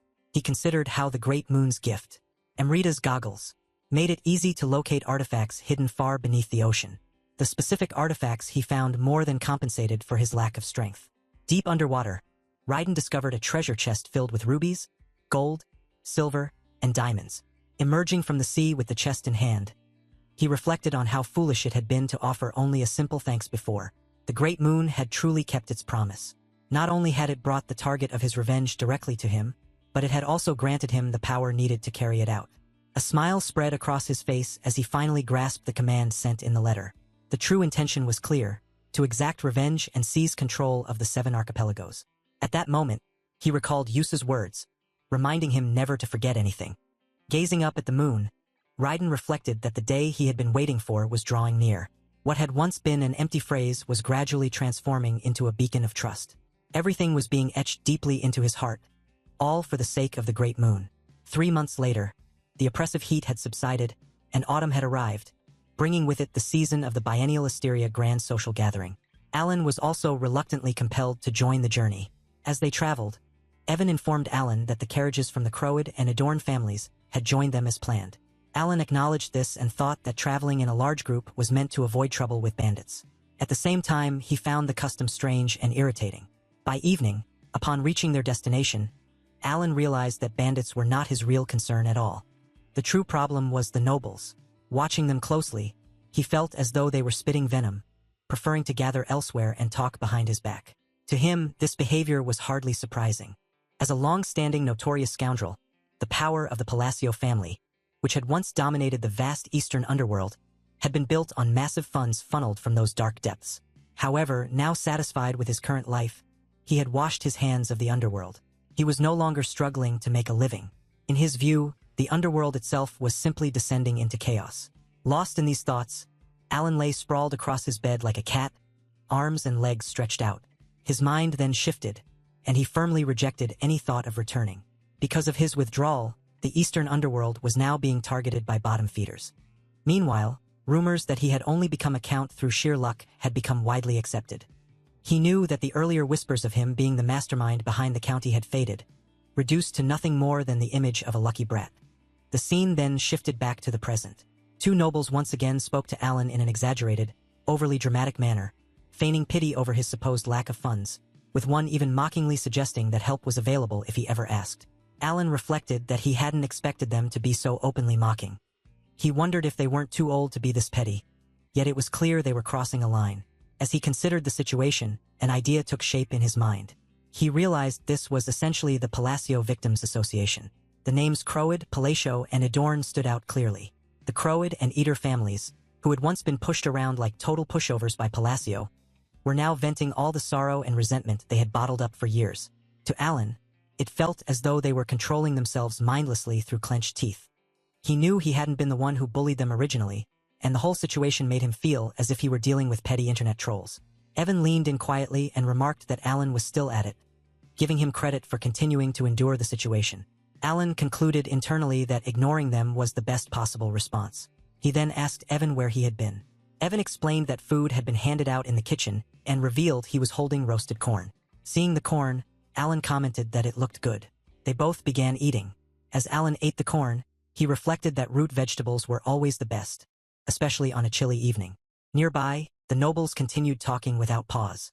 They went on about how the underworld troops must have vanished because Alan couldn't manage them, mocking him for not even taking care of his own carriage. As Alan listened, their voices gradually blended together, starting to sound like music rather than insults. While continuing to eat the corn, Alan thought about how tasty it was. Evan added that it would have been even better with some butter. Despite this, the nobles continued to chatter endlessly, their voices sounding like a broken radio that refused to stop. The scene then shifted to the far north, where heavy snowfall blanketed everything. Countless barbarian bodies lay scattered across the land, as if a fierce battle had just taken place. Among them was the barbarian chief, his arm completely severed. He groaned in pain but clenched his teeth tightly, his mind burning with thoughts of revenge. He cursed the Caliban bastards who knew nothing of honor. The narration described the north as an endless, freezing land swallowed by barbarians. A place where only a cursed, pale whiteness remained, as if all life had vanished. The fallen warrior was revealed to be one of the 8 great Kulkan barbarian chiefs. To barbarians who worshipped battle, death in combat was honorable and glorious. However, this was not such a death. This defeat had come from a cowardly surprise attack. The result of falling into the trap set by a Caliban knight who had proposed a duel. The scene returned once again to the same barbarian chief lying half-dead in the snow. In his fading thoughts, he reflected on what had happened to Kir of the snowfields. He acknowledged that Kurga had met such a shameful end that he could not even close his eyes in peace. Blood streamed from the chief's eyes as his consciousness began to waver. In agony, he called out to his clan and kin, urging them to answer him. He invoked his great name, the name they had all worshipped. Altus. Clasping his hands together, he forced his broken body to rise slightly from the snow. Pain tore through him as he continued chanting, calling upon the great god Altus, daring, even in his ruined state, to invoke that honorable name. In response, the god Altus appeared, his presence overwhelming and his eyes glowing red. He acknowledged the call and stated that if the chief fulfilled what was required, the deepest desire of his heart would be granted. Meanwhile, the scene unfolded through Alan's eyes as he moved through the banquet hall. His posture remained calm and dignified, carrying himself with the restraint befitting a noble. Even as he approached the social gathering, the uneasy atmosphere around him persisted. Other noble houses joined in the mockery. Their attitudes unchanged, two parasitic nobles lingered nearby, openly jeering at him. One sneered that Alan looked like someone greedily devouring prawns, then casually placed a beer bottle on his head, clicking his tongue in feigned pity. Alan did not react. He completely ignored them, maintaining the composure of a true noble. In his mind, however, Alan calmly assessed the situation. To him, they were nothing more than fish already caught in a net. Unaware that the fishermen had long since tightened the line, as night gradually fell, the nobles settled in to rest. Yuan enjoyed his meal without concern. While Alan continued to disregard the two men, the pair, meanwhile, twisted their expressions in frustration. Damn it, that brat from the Palatonio line is completely ignoring us. This is absurd. One of them thought bitterly. The other leaned closer and whispered, "So, what about the additional squad?" "I already checked using an artifact," the man replied quietly. "It's only that brat and his lunatic knight, that's all." His voice grew colder. How dare they associate with nobility? It's insulting, and those rumors about them being dead. If they're true, we can move immediately. We'll enter the underworld without delay.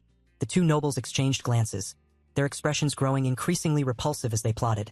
They spoke of freeing themselves from the shadow of the Palatonio family and fantasized about seizing the immense wealth and power circulating within the underworld.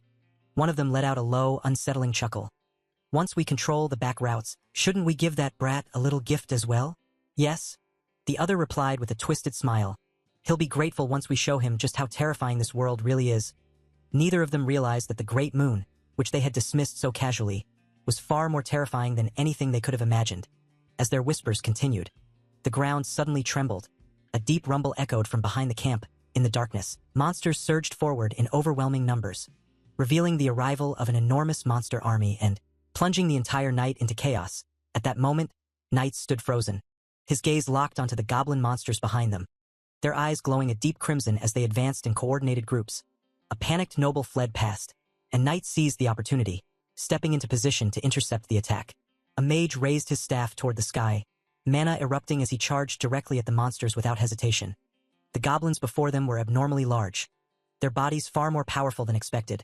One knight muttered in disbelief that those creatures were truly goblins, while another scoffed arrogantly, dismissing them as weak monsters commonly found in forests. Their confidence wavered as the sheer number of goblins pressed in from all sides. The mage stared upward, unease creeping into his expression, and shouted for Alan to prepare for battle. One goblin stood out among the rest, towering over the others. Alan's eyes narrowed as he saw an injured knight collapse to the ground. The massive goblin advanced relentlessly toward him. "That thing is charging straight for the knight," Alan said sharply. "Everyone on outer watch, be ready." A nearby knight shouted in confusion. Demanding to know what was happening, Alan answered without hesitation, his voice tense but controlled. "I've never seen goblins like these. Their appearance is different. Their bodies are different. This isn't normal. It's a mutation. They're infused with mana." If that was true, their physical strength was on an entirely different level. The knights launched a counterattack, but the goblins pressed forward with terrifying force. The leading goblins slammed into the ground, unleashing a brutal shockwave that cracked the earth beneath them. Debris scattered as the monsters prepared to charge again. Suddenly, the ground trembled violently. The surrounding area shook as Alan completed his enchantment. Massive slabs of rock surged upward from the earth as, if summoned by an unseen force, one knight whispered in disbelief, comparing it to an earthquake. The enormous goblin was caught off guard as the rock formation crashed down. forcing the goblin horde to retreat instinctively. A dull, oppressive glow spread across the battlefield, followed by silence. A knight broke the quiet with a stunned voice. Third-tier magic. Rock wall and a second-tier shield. Another mage looked around in shock. There's another mage here, who is it? Alan did not respond. He calmly began a second enchantment, his mana compressing inward as he uttered a single word. Compression, mana converged layer by layer. A powerful shockwave rippled outward as a massive construct resembling a golden cannon took shape. All the monsters were forcibly drawn toward the rock formation at its center. This point became the core of Alan's enchantment. The focal center of his overwhelming power. At that moment, every goblin trapped high within the magical barrier froze in place. Alan's gaze swept over them coldly. The surrounding men were completely stunned by the sight. Alan spoke again. His tone calm and refined, vacuumlation. A violent rumble followed. The energy within the barrier fluctuated wildly, distorting the air itself. Alan continued without hesitation. Return to the primordial. The gentleness in his voice only made it more terrifying. Mana burst outward as the crystal embedded in his bracelet shone brightly. The goblin monsters trapped within the barrier were crushed under immense pressure, one after another. Despair consumed them as Alan's magic erased their existence entirely. The two despicable nobles watched in disbelief, their faces pale as they observed the scene unfold through the night. Alan stepped forward and spoke sharply, his presence commanding. Don't just stand there, stop spacing out, get ready. His gaze shifted toward the remaining goblins charging in from the darkness. The clash resumed immediately as monsters and knights collided. Alan moved as well, mana surging through his body as he joined the fight. One monster fell after another, and the knights pressed on, cutting down every last one. By the next day, the goblin army had been completely wiped out. The area lay in ruins, stained with the aftermath of the massacre. One of the nobles exclaimed excitedly that it was finally over. Several knights, exhausted but smiling, spoke quietly among themselves, saying that the one feared by the world truly lived up to his reputation. Otherwise, none of them would have survived. Alan suddenly grimaced, his expression twisting. I almost got sent straight to the grave, he muttered. Only then did he realize the toll on his body. The number of spells he had cast far exceeded his usual limit. From the middle of the battle onward, he had been little more than an ordinary man, his already limited mana completely drained. Just then, Yuan hurried over. Count, are you injured anywhere? I'm fine, Alan replied, though his body trembled slightly. Even with you nearby, losing the ability to protect myself was terrifying. You frowned. Are you truly all right, master? Alan did not answer immediately. In his thoughts, he recalled stepping away earlier because the surroundings had been too noisy. Staying close to the nobles had been the safer choice. Yet that was not the real issue troubling him. Why did the divine descent occur? He remembered the phenomenon clearly. When forces from the outer world tried to descend, monsters influenced by them became frenzied, their physical abilities drastically enhanced. He had no definite conclusion yet, but a sense of unease tightened his chest. How can this be happening? Alan murmured softly. This shouldn't have happened here. Alan explained the situation in a low, measured voice. Based on his analysis, these were fringe outer gods, beings that should only appear after the awakening of the five great sins, the descent event, and the collapse of the world's laws. Their presence meant only one thing. Those entities were preparing to descend upon this land. The realization sent a chill through him. Alan's expression darkened as he spoke coldly. The children haven't even awakened as the five great sins yet. If that's the case, why has this problem appeared at all? The next day arrived quietly. Alan stood beneath the open sky, his gaze fixed upward. We need to gather information immediately, he said. His eyes shifted toward Yuan, and a heavy thought crossed his mind. If things continue like this, heads will start rolling soon. Nearby, the two despicable nobles stood frozen, still unable to process what they had witnessed. Alan spoke again, his voice faintly trembling. Not from fear, but from the weight of the situation. Later that day, Alan arrived at the ducal house. We're finally here, he said calmly. After enduring hardship, even greater trouble awaited. He surveyed the surroundings, analyzing the flow of power within the estate, then added flatly. The disturbances around the Grand Cathnal are increasing.